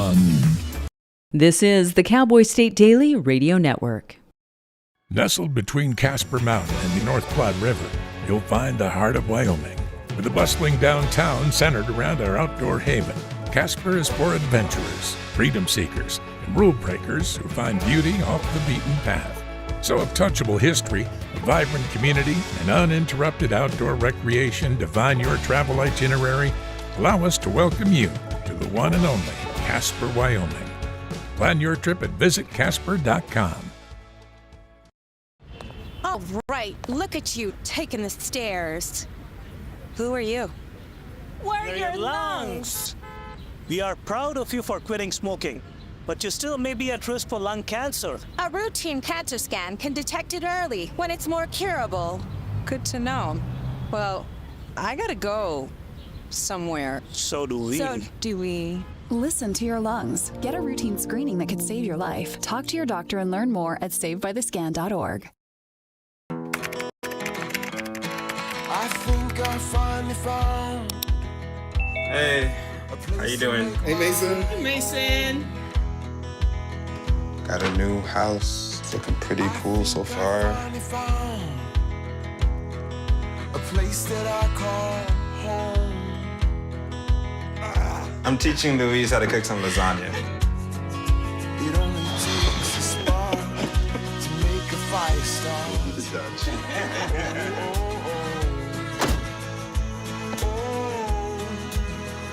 Thank you. Study, please.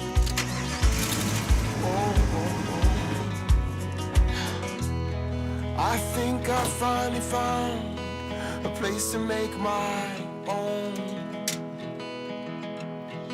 A place that I call home. This place that I call home.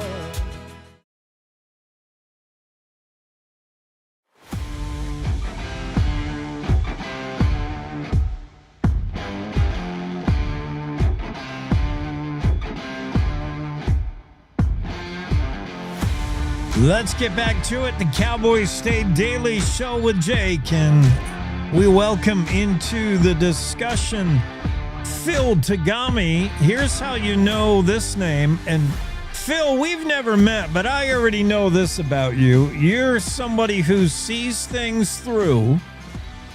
You never give up, because obviously there has been a long time. How long, you can tell us, that we've been doing a legal battle over this port in Oakland, and I think we're at the finish line, light at the end of the tunnel. I think Phil Tagami is one of the folks behind, one of the project developers of this port in California. City of Oakland has challenged this. Everybody has challenged this, and the state Supreme Court in California, surprisingly, maybe not, has denied City of Oakland their latest challenge. I think we're done with it. Phil, are we done with it? And yeah, we want to just dig into this port because it's good news for Wyoming coal, I think.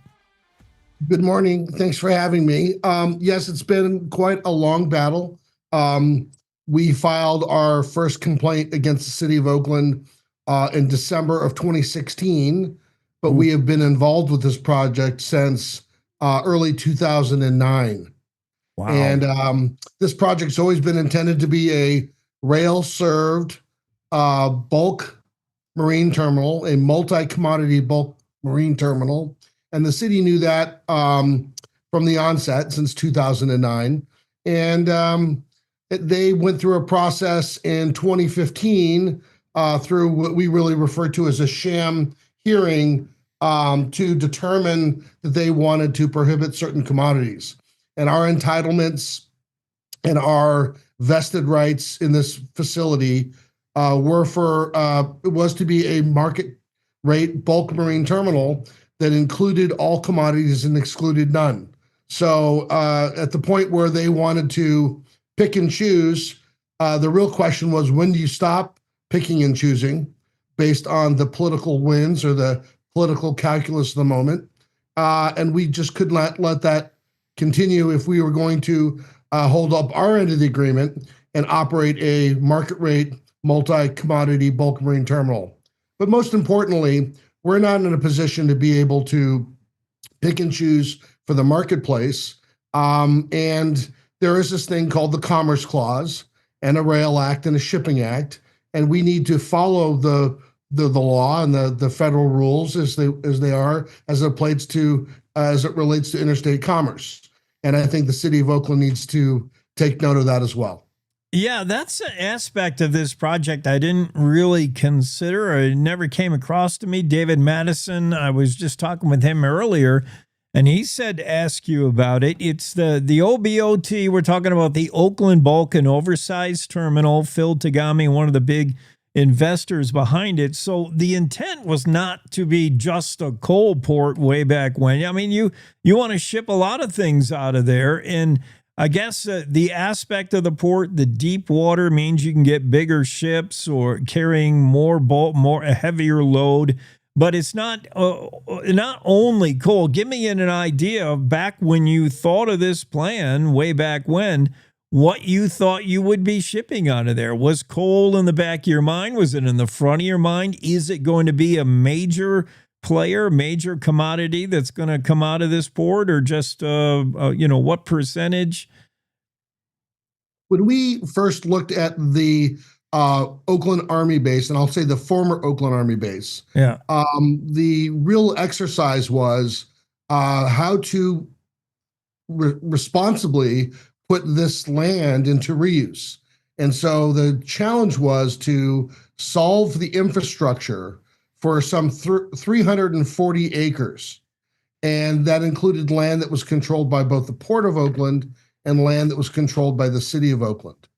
To do that, we needed to solve, of course, all of the core infrastructure: water, power, sewer, roads, and of course, how we were going to provide access.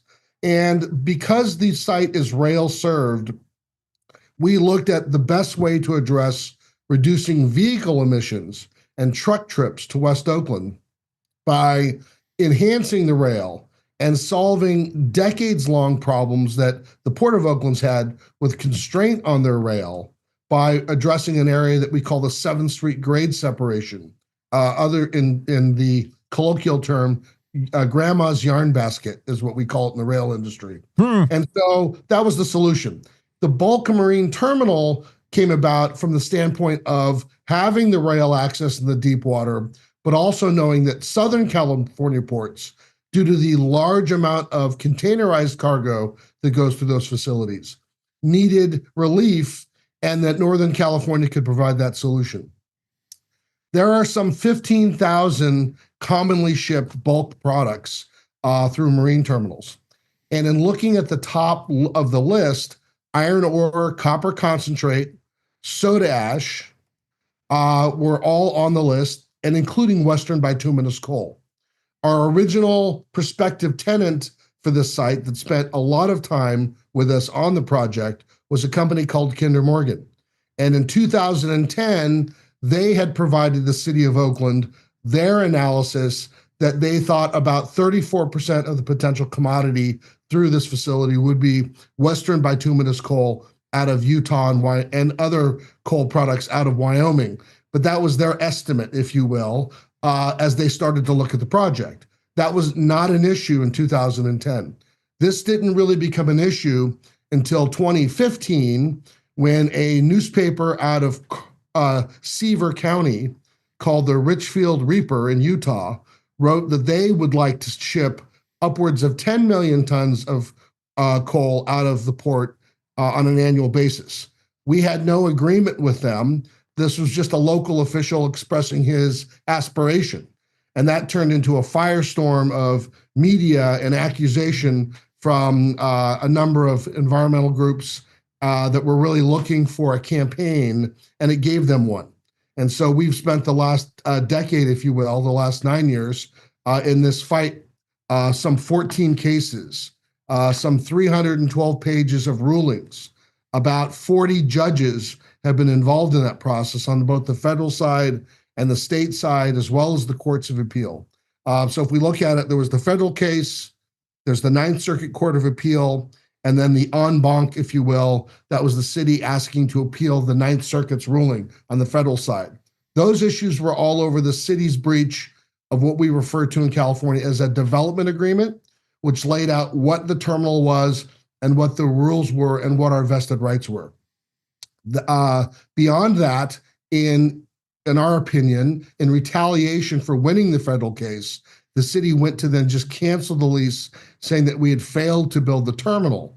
What the city didn't want to acknowledge that came out in the state case was that the city had refused to turn over certain parts of the land, including some of the rail access areas and some of the easements. So that would not allow us access to build or construct, nor would the city grant meetings to actually permit. So the city of Oakland had a role in its proprietary interest, and separately, the city of Oakland had a role in its regulatory interest. Separate and apart from the city in its regulatory interest, some 17 other agencies in California would be involved in permitting. At this point in the project, the city and the other agencies only have ministerial review, meaning all of the discretionary permits had already been cleared. So going forward, the city and the other agencies need just to take in application, and we need to see that we follow the rules that exist. The city had sent communication to those agencies asking them not to meet with us. So what ensued was a multi-year set of cases in the lower court in the state of California, and then appealed to the Second District Court of Appeal. And beyond that, as you just stated, finally, the California Supreme Court. And the California Supreme Court last Wednesday denied the city's petition for review. So all of the cases are now concluded. And we have been in dialogue with the city and are looking to, in essence, restart the process to get this facility under construction and operational. We're talking about one of the project developers of this port in California, in Oakland, that could potentially have Wyoming coal shipped out to Asian markets. It's filled to gummy. Yeah, this whole legal firestorm touched off by that little newspaper in Utah, and it got people against this. Give me an idea of who, you said you were utilizing rail to the port to cut down on how many truck trips, to cut down on emissions, which sounds like it's right in California's wheelhouse when they talk about the Clean Air Act. Is that the main contention, the Clean Air Act, or is Ted Franklin and groups like No Coal in Oakland just anti-coal to begin with? What was the resistance? Well, I guess first I would say what the project's goals and aspirations were. Oakland had lost tens of thousands of jobs during base closure. So our region, if you will, had the Oakland Naval Hospital, it had Alameda Naval Air Station, it had the Oakland Army Base, it had Fleet Industry Supply Center Oakland, among other facilities in the Bay Area. And during the base reuse and alignment closure process that took place in the 90s, during the Clinton administration, a lot of the Bay Area facilities were closed, referring to it as a peace dividend. And the pledges from the elected officials at the time were that within 5 years, those jobs would be restored. Some 20 years later, this project finally was able to get some momentum behind it through a competitive process. There were some 13 developers that responded. We were one of the 13. From that process, it was whittled down to 4 finalists. So first an RFQ, if you will, and then the RFP. 4 responders to the RFP, 2 dropped out. It was left with basically ourselves, our joint venture partners, Prologis, and then another developer who was seeking to do a retail development. Prologis and ourselves were focused on industrial development, both rail-served warehouses and the bulk marine terminal. But most importantly, we also provided a solution for the acreage that was not controlled by the city of Oakland, but controlled by the Port of Oakland. To solve for that infrastructure, we basically demonstrated how our project would adhere to the principles of the state of California's Trade Corridor Improvement Funds through voter-approved Prop 1A and 1B. And so in essence, we were focused on restoring the rail and demonstrating how train trips use less fuel and create less emissions than truck trips, especially if we use Tier 4 locomotives, which are state-of-the-art for reducing emissions. So that was the objective: create good paying jobs, reduce truck trips, reduce emissions, and in essence, recreate an economy that had been affected by base closure. Yeah. So and bring Oakland. Go ahead. Sorry, and bring Oakland back. I mean, even the Athletics don't want to play baseball there. We're talking about Oakland. It needs an economic impetus like this. I mean, this would certainly help. Tell me, so where you touch on a really important point there. The same mayor who was the architect of bad faith, if you will, that really perpetuated this dispute and refused any reasonable dialogue or discourse, Mayor Libby Schaaf, is the same mayor that lost the Warriors, Raiders, and the A's. So 3 professional sports teams and this lawsuit during her tenure. And quite frankly, she was a standard bearer of the cancel culture.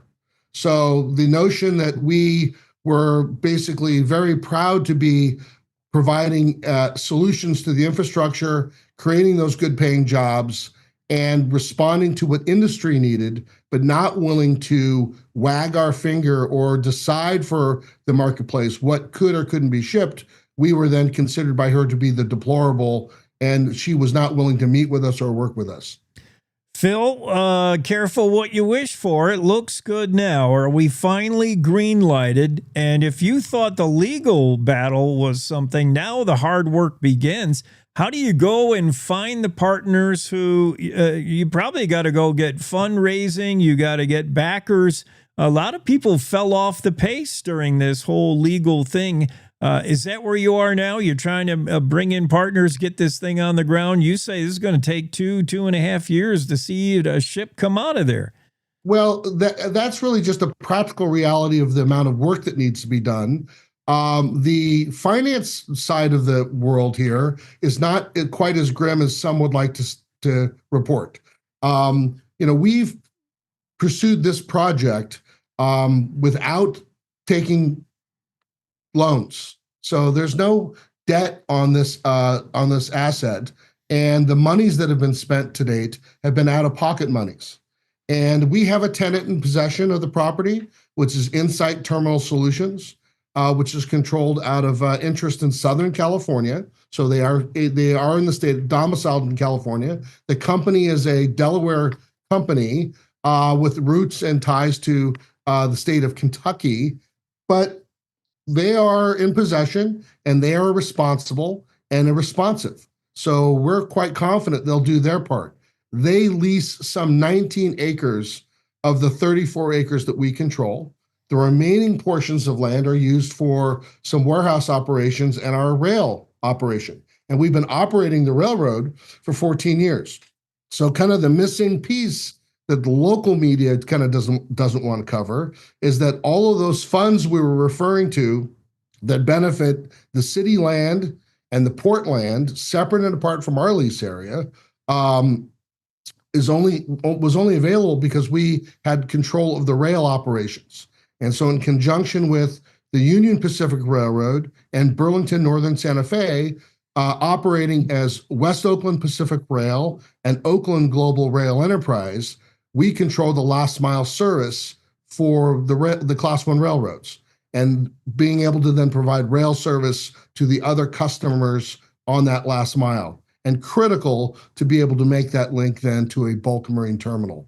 So the division of rail from the state of California is who really oversaw that $242 million trade corridor improvement grant that provided the dollars to enhance a 90-acre rail yard, as well as the other infrastructure improvements required to make the facility ready to receive the new bulk marine terminal.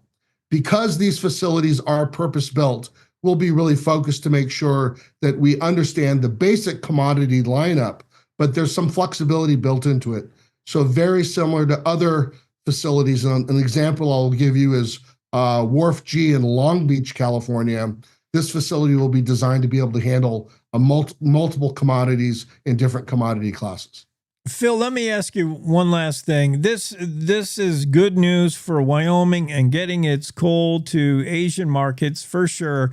But for you, this sounds like I don't know. You would be able to tell more than anyone. It seems like a port that would be really welcome in California. During COVID, we saw the backup of all these ships waiting to be unloaded in the LA port and terminals. You talked about Long Beach.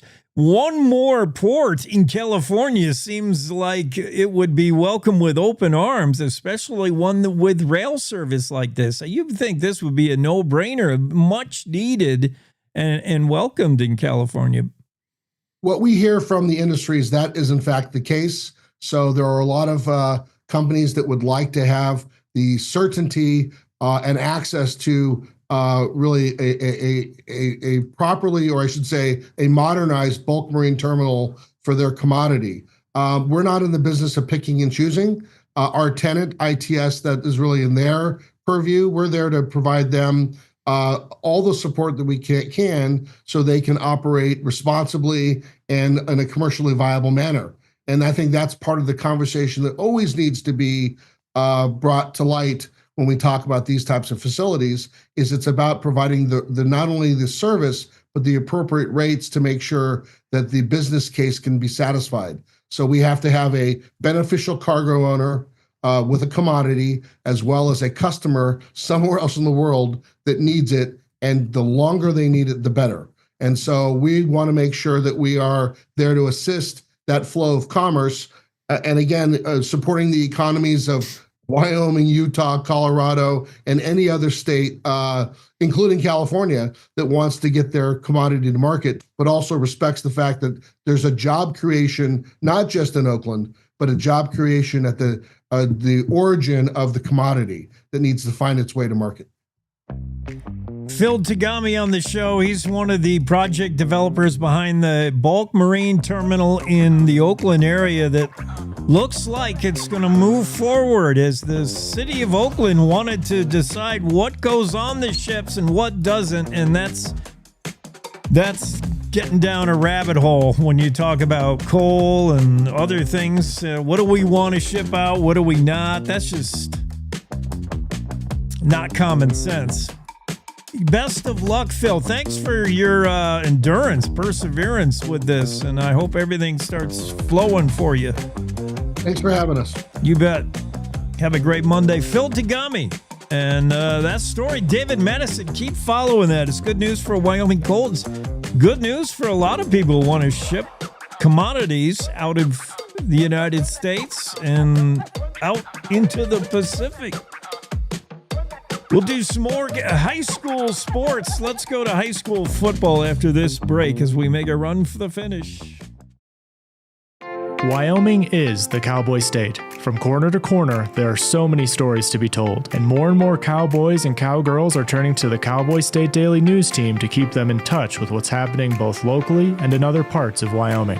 I'm Riley Strand, videographer and production assistant for Cowboy State Daily Video News. We're proud to bring the most important stories to our viewers every day. The stories that start conversations, the stories that make us laugh, the stories that make us think. Our experienced journalists at Cowboy State Daily are crisscrossing the state every day, talking to those who know the news best. Every day, host Wendy Core and I talk to the reporters who are covering the topics, issues, and people that are important to Wyomingites. And in our daily newscast, we bring you those stories.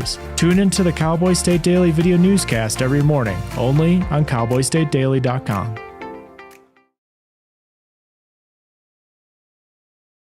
You're listening to the Cowboy State Daily Radio Network. Wyoming is a place of unlimited potential, a place that inspires us to dream. Since 2014, Wyo Lotto has given back over $180 million to our great state through transfers, winnings, commissions, and more. Dollars that have gone directly into your cities, towns, and counties. Dollars that have changed lives and set dreams in motion. Thank you, Wyoming, for a legendary 10 years. We can't wait to dream up what's next.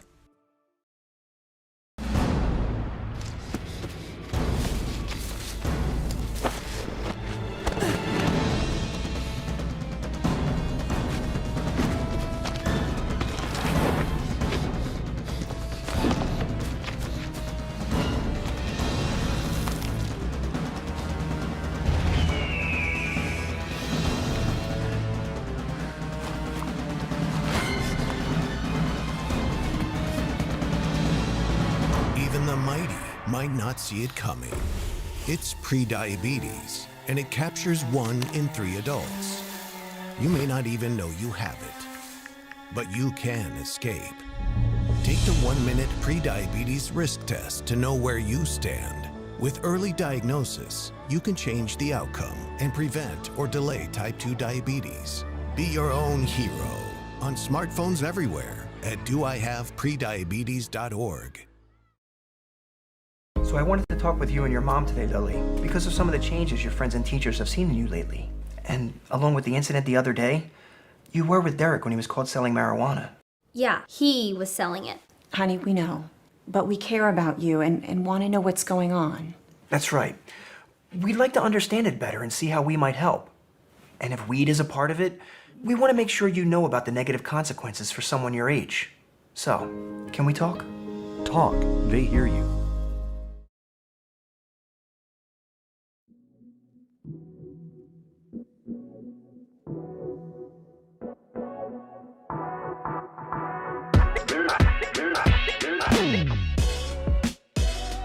Cowboy State Daily Show here on a Monday. We were talking earlier with Campbell County Commissioner Bob Jordan. We were discussing nuclear projects coming to Wyoming or wanting to come to Wyoming.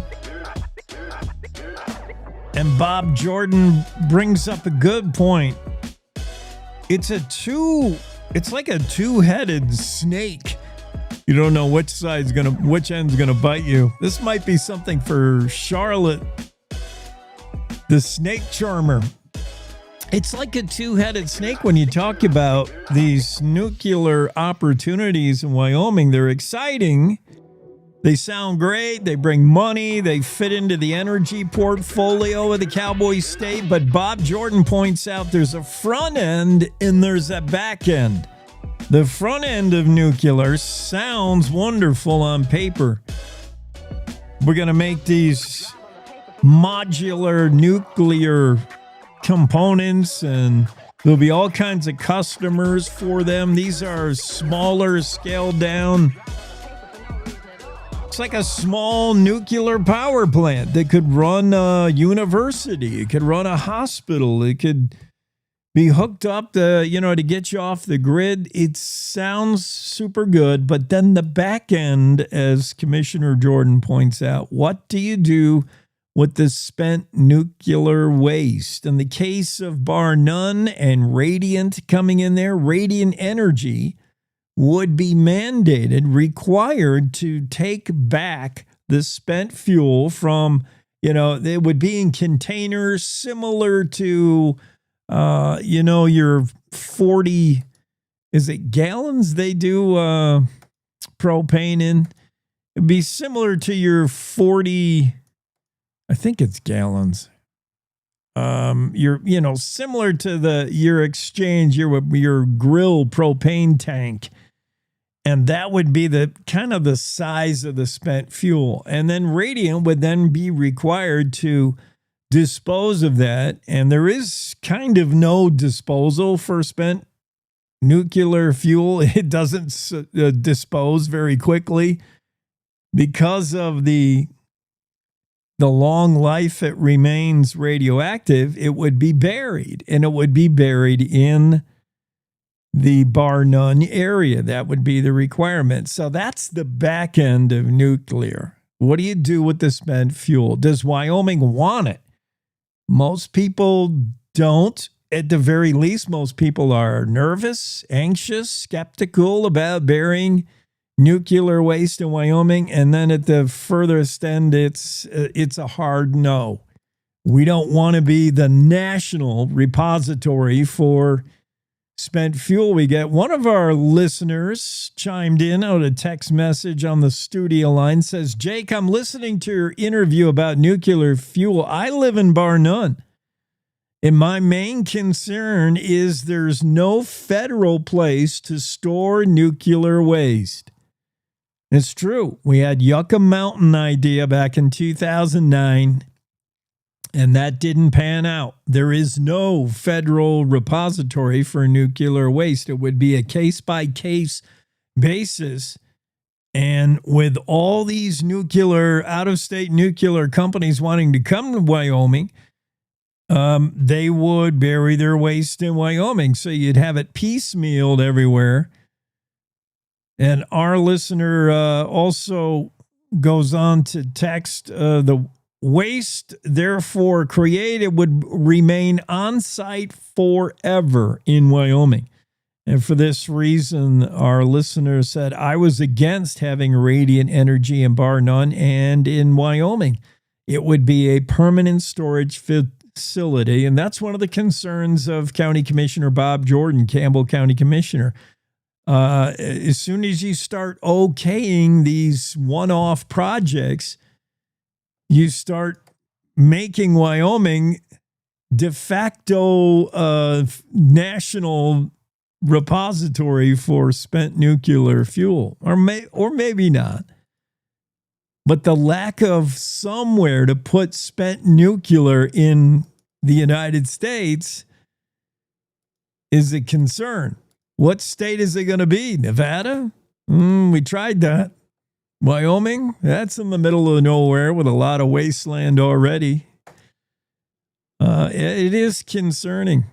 And a good comment from one of our listeners. Let's turn to the world of high school sports over the weekend. A lot of high school football games. Thursday, Class 2A, it was number 5 ranked Lingle Fort Laramie, disposing of Shoshone 34-31 in a thriller, a walk-off field goal from the Doggers, a 45-yard field goal with 37 seconds left was the difference in that one. Way to go, Lingle. 45-yarder is legit in high school. In Class 1A, 6-man, Hewlett took care of Meeteetse in another thriller in a shootout, 65-61. The final there, the Red Devils win their first home night game. Hewlett scored with 19 and a half seconds left to go up by 2 scores, but the Longhorns wouldn't quit. They answered with a touchdown of their own with 2 seconds left in the game, and they just ran out of time for their comeback bid. Hewlett 65, Meeteetse 61. Friday night in the 4A, Sheridan keeps on winning. They had a nail-biter, but the number 1 ranked Sheridan Broncs were able to get past the second-ranked Cheyenne East, 27-20, the final, and it was close. It was a challenge. Sheridan has now won 47 games in a row, but creeping in on that record, maybe 3A's Star Valley, as they beat Soda Springs 42-8, and that makes 25 in a row for the Star Valley Braves. They haven't lost in over 2 years. It's hard to believe. My goodness. Elsewhere in the 4A, Campbell County 20, Natrona County 17. The Camels rallied from a 17-7 halftime deficit to get the win there. Fifth-ranked Cheyenne Central wiped out Cheyenne South 58-0. Laramie 23, Rock Springs 7, and Thunder Basin beat Kelly Walsh 50-17. In the 3A, second-ranked Cody all over the Buffalo Bisons, 63-9 the final in that one. Third-ranked Riverton took care of Green River 41-21. Douglas beat Powell 47-7. The poor Panthers.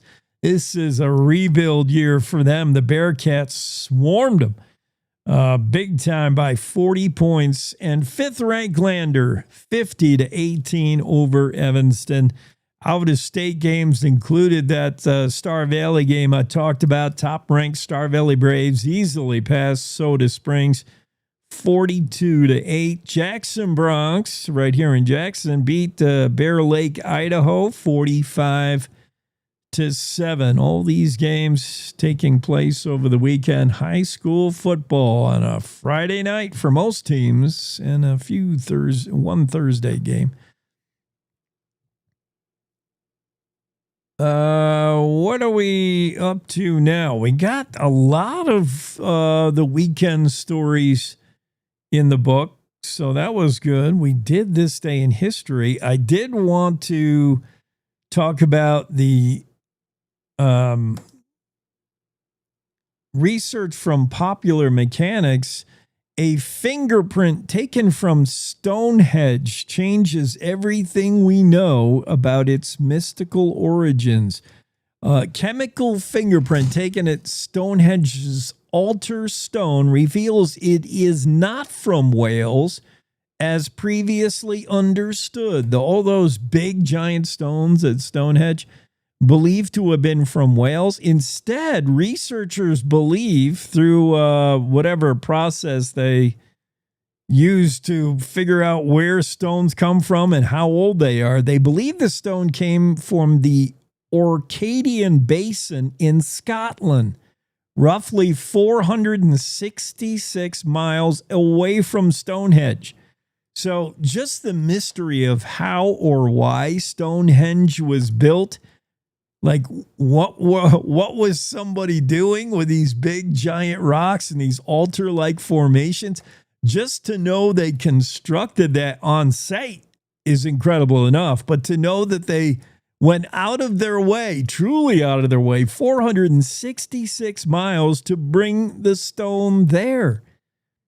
It raises questions about trade networks during that era, during that time, and how even the stone would be brought to site. Could be aliens. Gotta be aliens, right? Who built Stonehenge? Maybe. Well, that'll do it for us on a Monday. Cowboy State Daily Show with Jake. Monday show is wrapped up. Whew, we got through it. We'll be on the air tomorrow, same time. Don't forget, you can see us on the YouTubes, X, Facebook, on the home webpage, Cowboy State Daily. Radio stations syndicated across the state, and run it back on demand when you're ready. Podcast platform, we got it all. Jackson Hole Radio